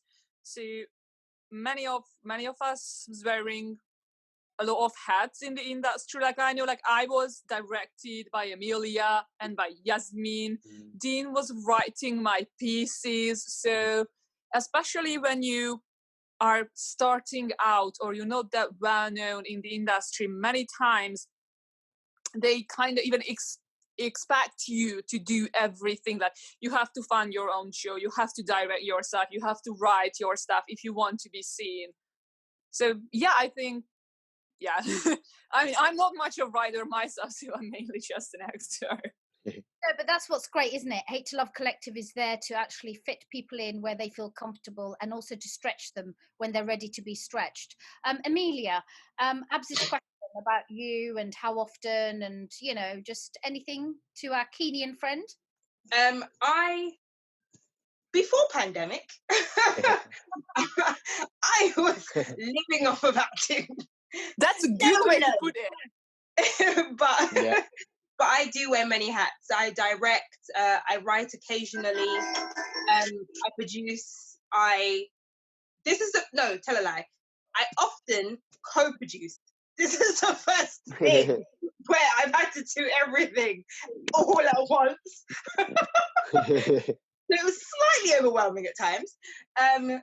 But like, technical issues aside, I think we did quite well. I'm actually really, really proud of myself. I now have ideas. So a few people sent me like things privately, like, oh, next time try this. So I now have a whole bunch of things to try out for next time to make this a lot easier and flow a lot easier. So that's good to know. But no, I really enjoyed it. And from my perspective, you know what? I was coming back to acting after 10 years, so I was absolutely terrified. And what do I go and do? I actually go and do Miss Yasmin is Yasmin, and just want to tell you that actually, like some of us went to drama school, others didn't. I went to drama school, but prior to going to drama school, I had no access or any contacts in the drama world. Alfie, what about you? Tell the audience a bit more about your experience and getting into acting. Sorry. Yeah, don't worry. Yeah, it's fine. Yeah. Oh, sorry. Oh God. Call me Alfie, you donut. That's fine. I'm happy to be a donut because I miss Alfie, and we've got to give a shout out to Alfie. Yeah, no, we do. Yes. He's not here tonight, so he's very much in my heart. So. No, like Amelia, I was living off acting, mainly performing to children. You've got to start somewhere, and that's what I was doing, usually performing in schools, from birthday parties. I've got a full-time job in Tesco, which I've been juggling on the side of doing this. I feel quite lucky, really, because there's so many actors who haven't had the opportunity to do something like this, and I have to thank Yasmin, I have to thank Amelia and Ezster we've created this show in 3 weeks, like Yasmin has drove us, and she's made this show possible, and Yasmin pushed it, and Amelia and Yasmin have made this show possible.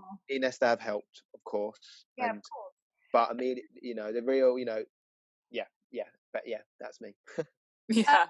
And I was just going to add, actually, that one of the toughest things is you're faced with a pandemic. Many actors, we put out a press release, actually, and the entire creative industry, I don't mean to be a bit of a Debbie Downer, like get everyone a bit down, but I'm lucky. I've spread my risk. I have other professions, but there are people, theatres are shut down. I think also for us actors, would you agree, when we are not acting, it feels as if a part of us has died, and it's really hard to keep connected to that creative spirit.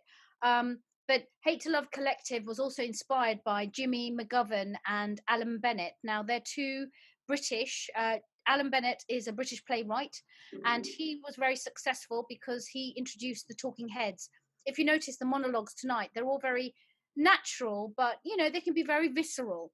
And what we wanted to also do, I was very clear with the vision with Hate2Love, because it all sparked it off for me in January when I saw a lot of hate directed to Prince Harry's wife, Meghan Markle. So that was one of the reasons. Then I saw Brexit over the past few months, the last year, really depressed about how our community is getting divided. I then had the fortune to meet some amazing people. And I want to give a shout out to Ivan Humble and maybe How.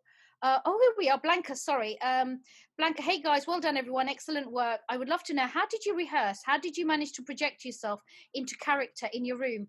It's so not ideal, in my opinion, for creating anything. I'm purely struggling with it, so I could use some advice. Love you all though. So, first question, how did you rehearse? Amelia, over to you.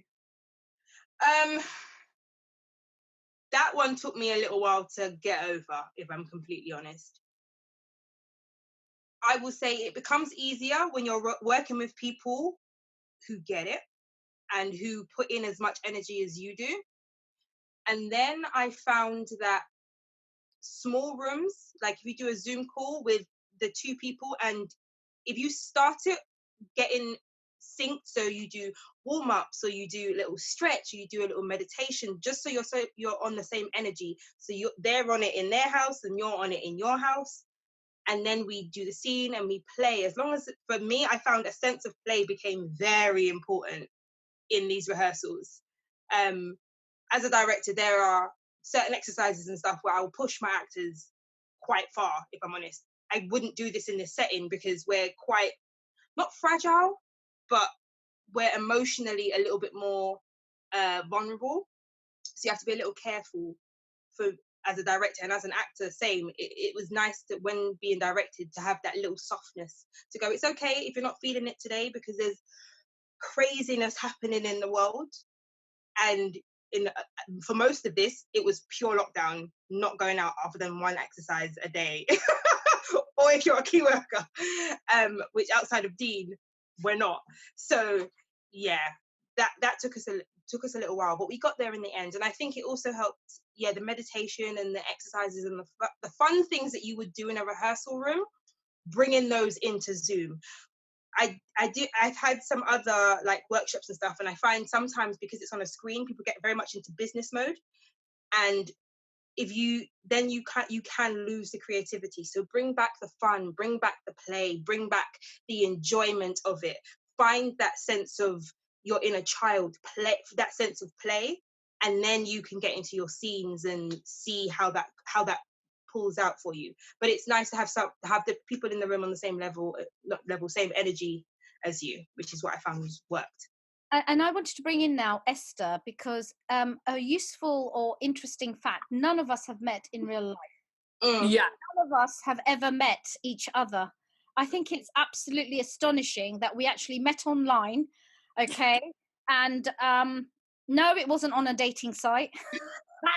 But it could have been. It could have been. But, joking aside, Ezster, that question, because obviously I was directing, you're the only one who didn't direct, wasn't writing. As a pure actress, it's relevant because Blanca's question is, how did you rehearse? Okay, how did you manage to project yourself into the character in your room? Okay, so Ezster, as a pure actress, could you answer that question? You see, for a while, I really struggled with this because I was using a method what didn't work for me. So first, I would say find the acting method what works for you. And then if you have that, you can then allow yourself to on those lines how you work with that method. And it doesn't even have to be one method. It can be like, I like this from this, I like this from that, and just create your own. And I also I would say like energy is really important also to have connections outside the Zoom. So like we sometimes we just talked with Amelia, or I just talked with Dean. I had like wonderful talks with Amelia, like hours long, and not about rehearsing, and that helps so much.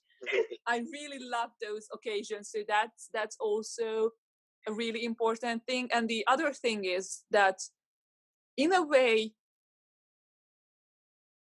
just put yourself in there. It helps if you create scenarios when you put yourself a tiny bit of yourself into the scene in a way. So for example, if you have a really sad scene and you have to cry, but you didn't experience that scene, for example, you're at a funeral, but you can have something in your mind what triggers the same feeling. You just have to associate the two.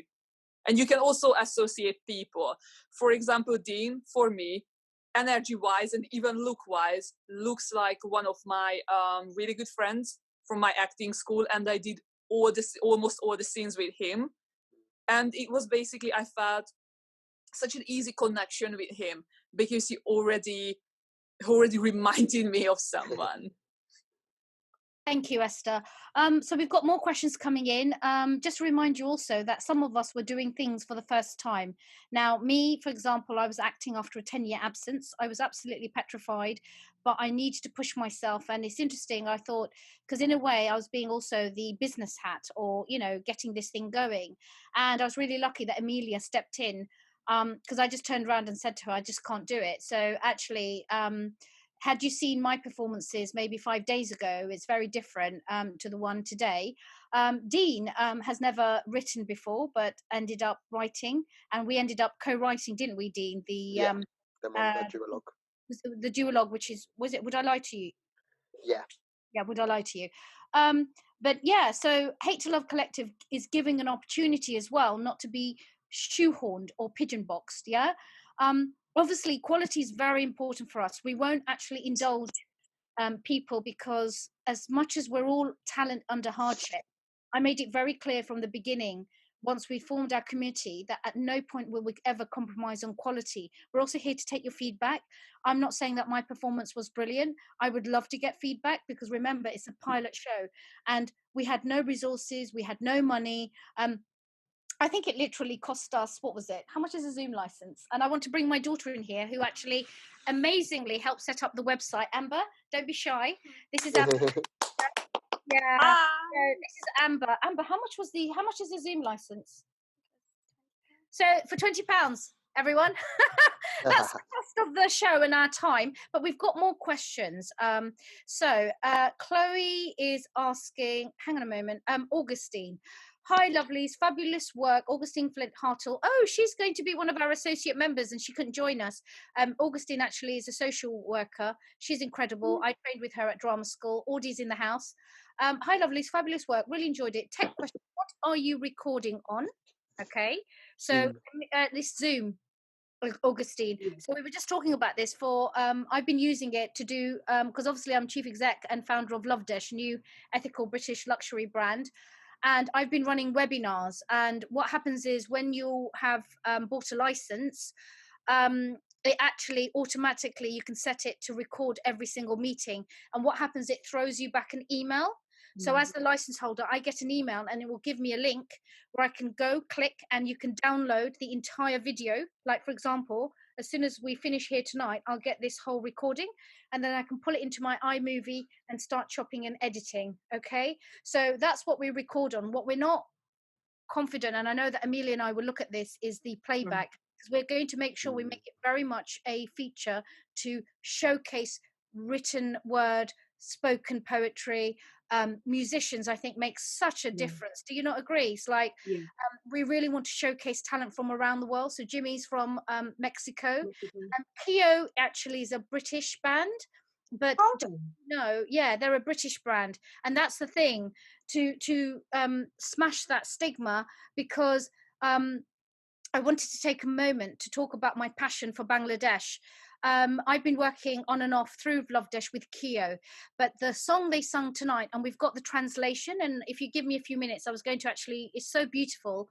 The translation, it's a poem written by Lalon Fakir. Okay, so he was born in the 1800s. He's a mystic, and this is the thing, in a way he's the Shakespeare, but spiritual Shakespeare of the Indian subcontinent, you would never have heard about. Okay, but his songs, the song that you heard is called Barer Kache Ashinogar. Near my home there is a mirror city. So we actually have to sort out the tech. It's not perfect, but that's because if we do, we can showcase more and more emerging artists all around the world.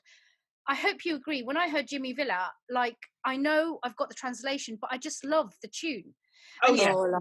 So much. Yeah, it's not often you see Mexican people. Do you see? I want them to go mainstream. It's the same with Keo. There's no reason, just because it's in a different language, a song like that can't go mainstream. But it was written by a man, I think, who was born in the 1890s, somewhere in Bangladesh. Anyway, so Chloe is saying, Chloe Wigmore, thank you so much. Really well done all. Have to ask, what do you hope to be the next step for the collective? Do you know what I'm going to say, don't you? Yeah, I know what you're going to say. I'm going to say, Dean. That we're I know gonna what win you're an going to Oscar. say. We're going to win an Oscar. No, okay, baby steps. I believe the next step would be, you know, it's Yasmin's idea, and I think it's a great idea, is that we're going to have the characters sort of meet and they're sort of intertwined with each other. I think it's a great idea. Yeah. And if it's not, I would love to do it live. I think that's the best way to do it. On Zoom, as you've seen today, you know, me and Esther, I believe the duologue was the most difficult scene to do because there's two of us. We were lucky that we had Yasmin to direct us, but honestly, it's really hard to rehearse a duologue over screen. You know, Without ever meeting. Without ever meeting, and you have to be so focused and you have to be so there, otherwise it's not going to work. And thank you for that, Dean. Actually, we're actually having a because I like to crack the whip, right? There's no things like waiting. Because on Thursday we've actually got a business workshop, and actually I'll be bringing hopefully all the committee together, and we're going to actually develop a business plan and go for funding. So that's the first thing. We do need money. But secondly, I always say this because I ran my business on a shoestring, and I think that when lockdown is over, right, would you agree, team? Yeah, we're just going to breathe a sigh of relief because we can physically touch, see each other hopefully, and meet. Abs is saying, and don't you think all of you should meet and do something together? Yes, but That's once the plan. Boris Johnson tells us we can. Are you all from the same city? But just no. But just before we go to that, the next step, let me tell you what it is. Yeah. It's actually to focus on the two shows. It's actually to start really developing the characters, because this is just in a way scratch night. You saw a preview, a pilot. We're giving you a sneak preview. We welcome feedback. Amelia, don't you agree? It's like, we'd love to have your ideas, you know, chuck us. We're not saying that we can promise to keep it, but it's very much collaborative. And I remember when I came up with the word Hate2Love Collective, hate to love. We're here to inspire. We're here to actually fight hate. We're here to actually knit societies together. We're here to make arts accessible. I'm so passionate because often when I used to go to the theatre, I didn't like it. I don't get it. I don't feel I'm reflected. And I don't sometimes have to be reflected, okay? I just sometimes find that sometimes it's a bit too, if I don't mind saying, when I was a little girl, I found it too posh or awkward. And what we've tried to do is make these characters really real, so that even, for example, Amelia, you know, your character who was talking about her Auntie M, wasn't it? Yeah, Auntie Ellie. Auntie Ellie.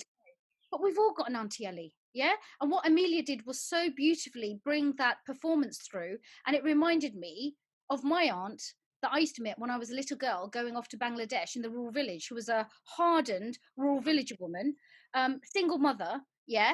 And she'd be screaming while she was wading through the paddy field of mud, yeah? And it's bringing those kind of stories, like Dean, when he was doing, I Wrote the French Lady, I thought he was very beautifully portraying, I hope you agree, you know, that vulnerableness. Yeah, okay, he's a bit of a creep. Come on. You know, at one point, you know, I was thinking, when are the police going to come and call him away? Yeah, but I hope through the writing of his performance, we were making you think that. We're getting you to look at the world through his eyes. And so the next step, actually, is have more workshops, because to develop this work, we invite in people from everyday life. So some of the people who fed our work, we give a big shout out. Ivan Humble, former far right, who's now actually a peace activist. He came in one of the first workshops that we did, and he talked about his relationship with hate, and then how actually he's learned to accept, you know, and have to, in a way, submit his own character to look at life differently. We then had an NHS midwife, one of our associate members, Abby Howe. You know, we invited a guest who's an NHS midwife, talking about, you know, being an observer and a witness to birth. But I feel I'm talking too much. Are you all from the same city? Amelia, without giving exact location, but are you London? I don't even know. I am London. I'm London. And Dean? I am not London. I am just outside of London. And Esther? I mean, technically I'm outside London too, but I'm in Greater London, but I think I'm in Hertfordshire. I'm not sure. Hertfordshire, yeah. And but also, it's London. I don't know where Alfie is. Alfie's somewhere on the south coast, because Alfie's near me. Oh, is Oh, it? yeah. Me and Alfie live like 10 minutes, well, 15 minutes drive away from each other. And Yeah. Abby as well. So just a shout out, we are actually on Facebook at the moment. We have a group, and Hate to Love Collective is open to anyone over 18. There's no costs, it's free to join. We actually have about 93 people there. And I guess that Hate to Love Collective next steps is to do the business workshop, start getting ready for other shows. And as Dean says, if you go back to Jimmy McGovern, the BBC producer, he did The Streets. He also is quite phenomenal. But to be fair, he did a drama back, I think, in the 2000s, and it was wonderful because what he did was, it's called The Street, and every week there was a different episode where you opened the door and you would see the story of that family behind that door, but they all lived on the same street. I loosely was inspired by that, and that's why it's important to credit it. And All the Feels is about all the feels of a community who I believe live somewhere around London Bridge. Okay. But we're also going to start, hopefully, next step, patching in actors from around the world. So I'm already in talks with actors in Bangladesh. And, you know, like, there's no reason why we can't bring in different personalities and different accents and different languages. Like, I don't understand why we don't see more of tourists in London or visitors. Like, I already know that one of the scenes I want to work up is the Bangladeshi student who's come all excited to London, you know, thinking that the streets of London are paved with gold, only to find it's just depressing. And actually, everything he was promised has not turned out to be quite hunky-dory, and that experience. So I hope that's a very long answer, Chloe, for the next step for the collective. But we do have 2 more shows. We'd love you to spread the word, okay? And we will all, yeah, thanks, Chloe. We will meet. We don't know when, but we're just going to carry on. I think we all need a hard-deserved rest, don't we? Yeah. And Yes, and a I beer.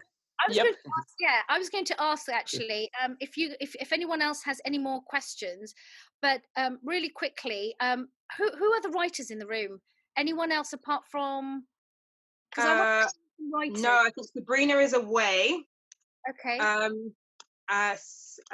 I think Angela. Oh wait, hold on. Angela. No, I don't think. I think Angela had to go. Yeah, no, I think Angela had to go. So I wanted to have a question for Selwa, one of the writers who very kindly contributed. Selwa, can I ask you, having watched Hate to Love Collective, any guidance or anything you want to share with us? Even constructive feedback. I'd love to get your take on the rest of the performances. And anyone else. You cut out, Yaz. You cut out. Say that all again. Okay. I don't know if you can hear me again. Selwa, Yep. my question is, as a writer, what did you think of the performances? Anything that really stood out for you, or any, critical acclaim or feedback? I think they were all very good, and I think under the current circumstances, it's very difficult to get as emotionally involved in some of the text because we're restricted by a screen, and sometimes we're paranoid about where we're looking and how things are going. So it can be a bit of an obstruction, and you wonder if people are hearing you. Maybe you can hear stuff. But under those circumstances, I think everybody did really, really well. And I don't really have anything to say, to be fair. I think it was a very well entertaining show. It was nice. There were very good pieces, all different from each other, which was great. So it wasn't completely repetitive. So I like the idea of the best friends, small clippets coming in and coming back and then coming in and going back. That was quite good. But to be fair, all of them were very, very good. And I think it was, it's a very big effort and a great effort to be able to be brave enough to do something. And especially now that I've discovered that none of you actually met, which is even more incredible. So no, I really enjoyed it, and I don't really have anything to say. Anything that could be resolved must be technical, nothing to do with anything else really. And technical goes beyond anybody's kind of stuff. You could be on stage and there could be a technical problem, but the show must go on. So I think you can't put too much focus on that. You just got to leave that and creatively. It was great. Thank you, Selwa. Thank you. It's really kind. And can I just ask you something else for those of us who are tuning in, and as a writer, any advice to people who might be lacking confidence and want to write? Like, could you share how you got about writing and you know, like any tips for someone considering writing, but they're struggling to put pen to paper? Just do it. I mean, I started off in this industry, but primarily as an actor. So I've only been acting for about 4 years, and then all of a sudden there was entries for a monologue competition, and I entered, and I didn't really think that I was going to succeed, and I got selected, and I performed my monologue last year. And so that when you first write, it's about taking the first step, just like anything. Just write, and then you have plenty of time to chop and change and twist and turn and leave it and then come back to it. But it's ideas that are floating in your head that need to come out, and they need to come out.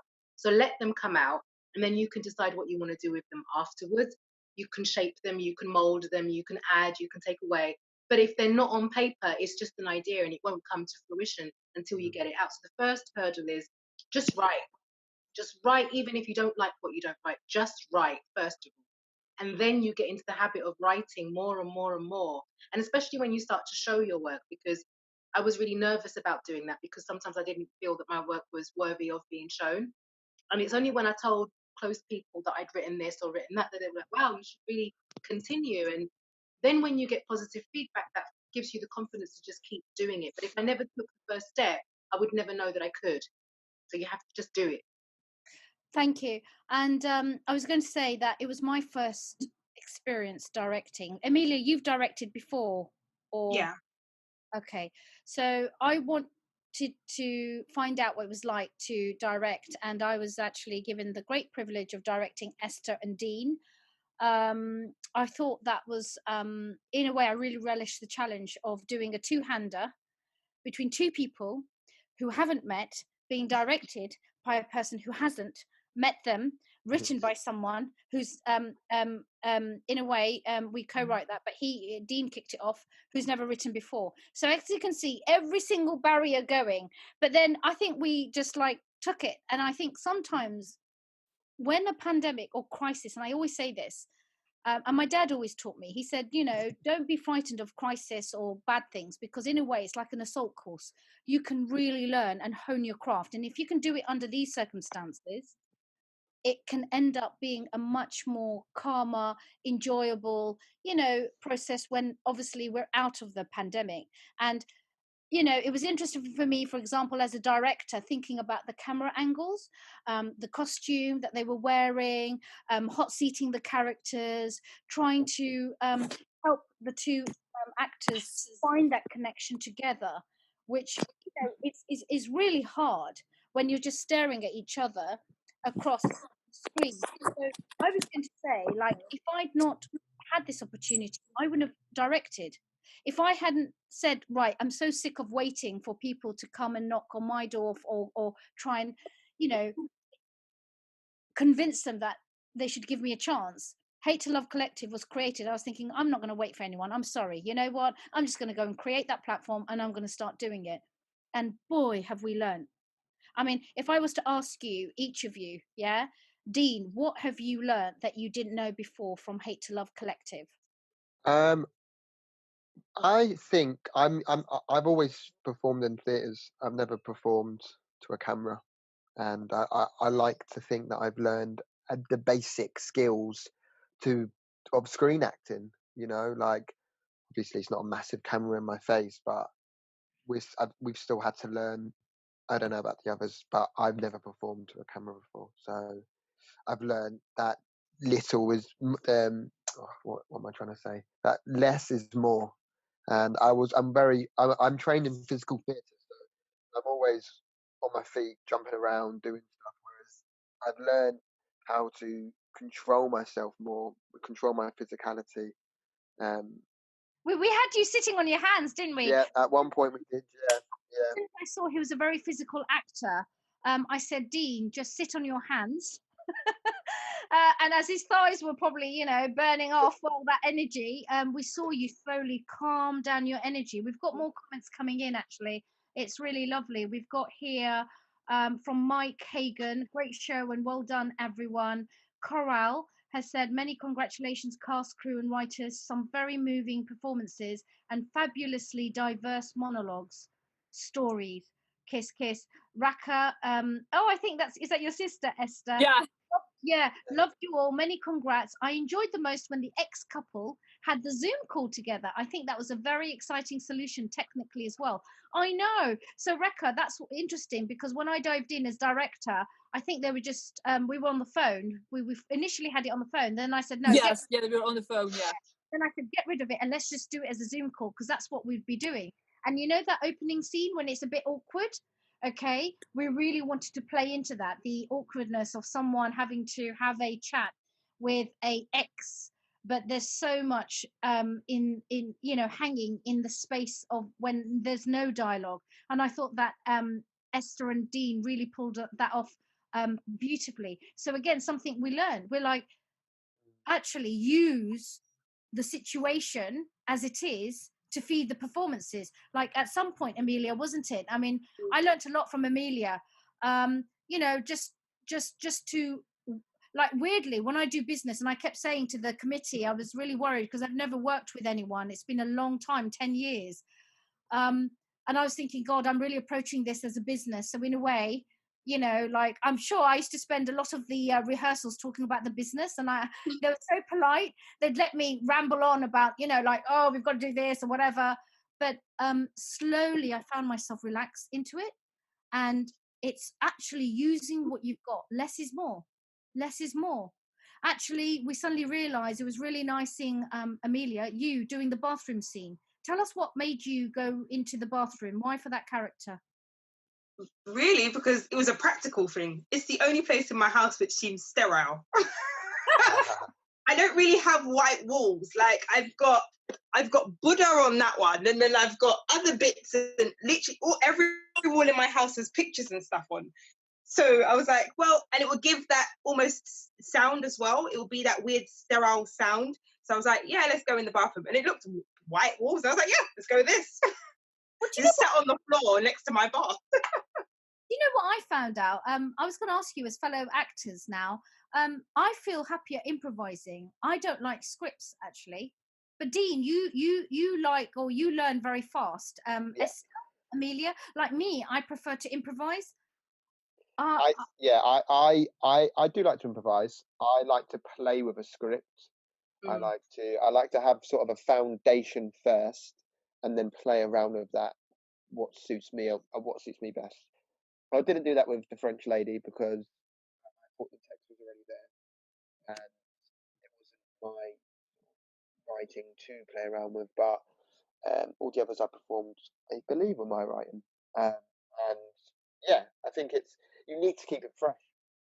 Like when you're doing the same thing, especially over Zoom. I think going back to the question where you were asked how difficult it was to get into a rehearsal in the room. You need to keep it fresh. You need to be doing it different every time. I know all of us, every time we performed it has been different. Because otherwise, it's not that it gets boring. It's just that you can get stuck in a way. And yeah. Thank you. And we've got messages from Selwa who has to leave, and Chloe saying again, huge congratulations, all going to have to head. But thank you for allowing me to witness this first preview. Cannot wait to see what happens next. And I guess in a roundabout way, I think we should all, wrap up this Q&A if there's no other questions.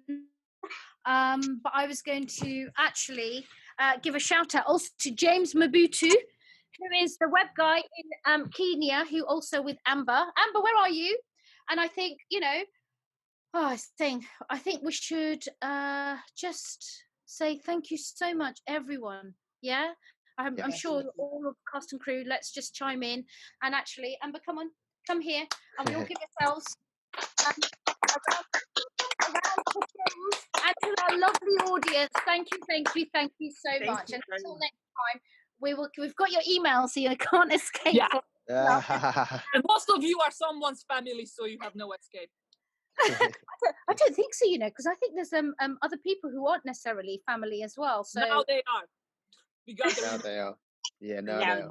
They're that Hate2Love Collective. But look, we've all had a long few days. I know Dean is probably gasping for a beer. I need to go downstairs.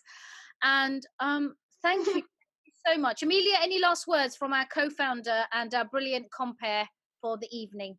No, thank you very much for joining us for our inaugural show, and I look forward to seeing hopefully some of your faces in person when we do something live. But thank you so much for your energy and your questions and bearing with us and just being with us. Creativity is a platform for all. We all need it for our sanity, so we might as well enjoy it. Yeah. Thank you so much. We've got a final message before I actually do shut the room down. It was from Sharina, who's a really lovely message. Sharina Ingram. It was such a pleasure to watch new writing and talent. Thank you for inviting me to such an innovative way of showcasing theatre.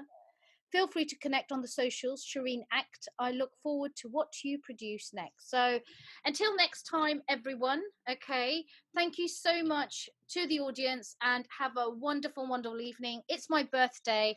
I'm going to Happy birthday. Happy birthday! She's take 25, everyone. Take care, all right? Have a lovely evening.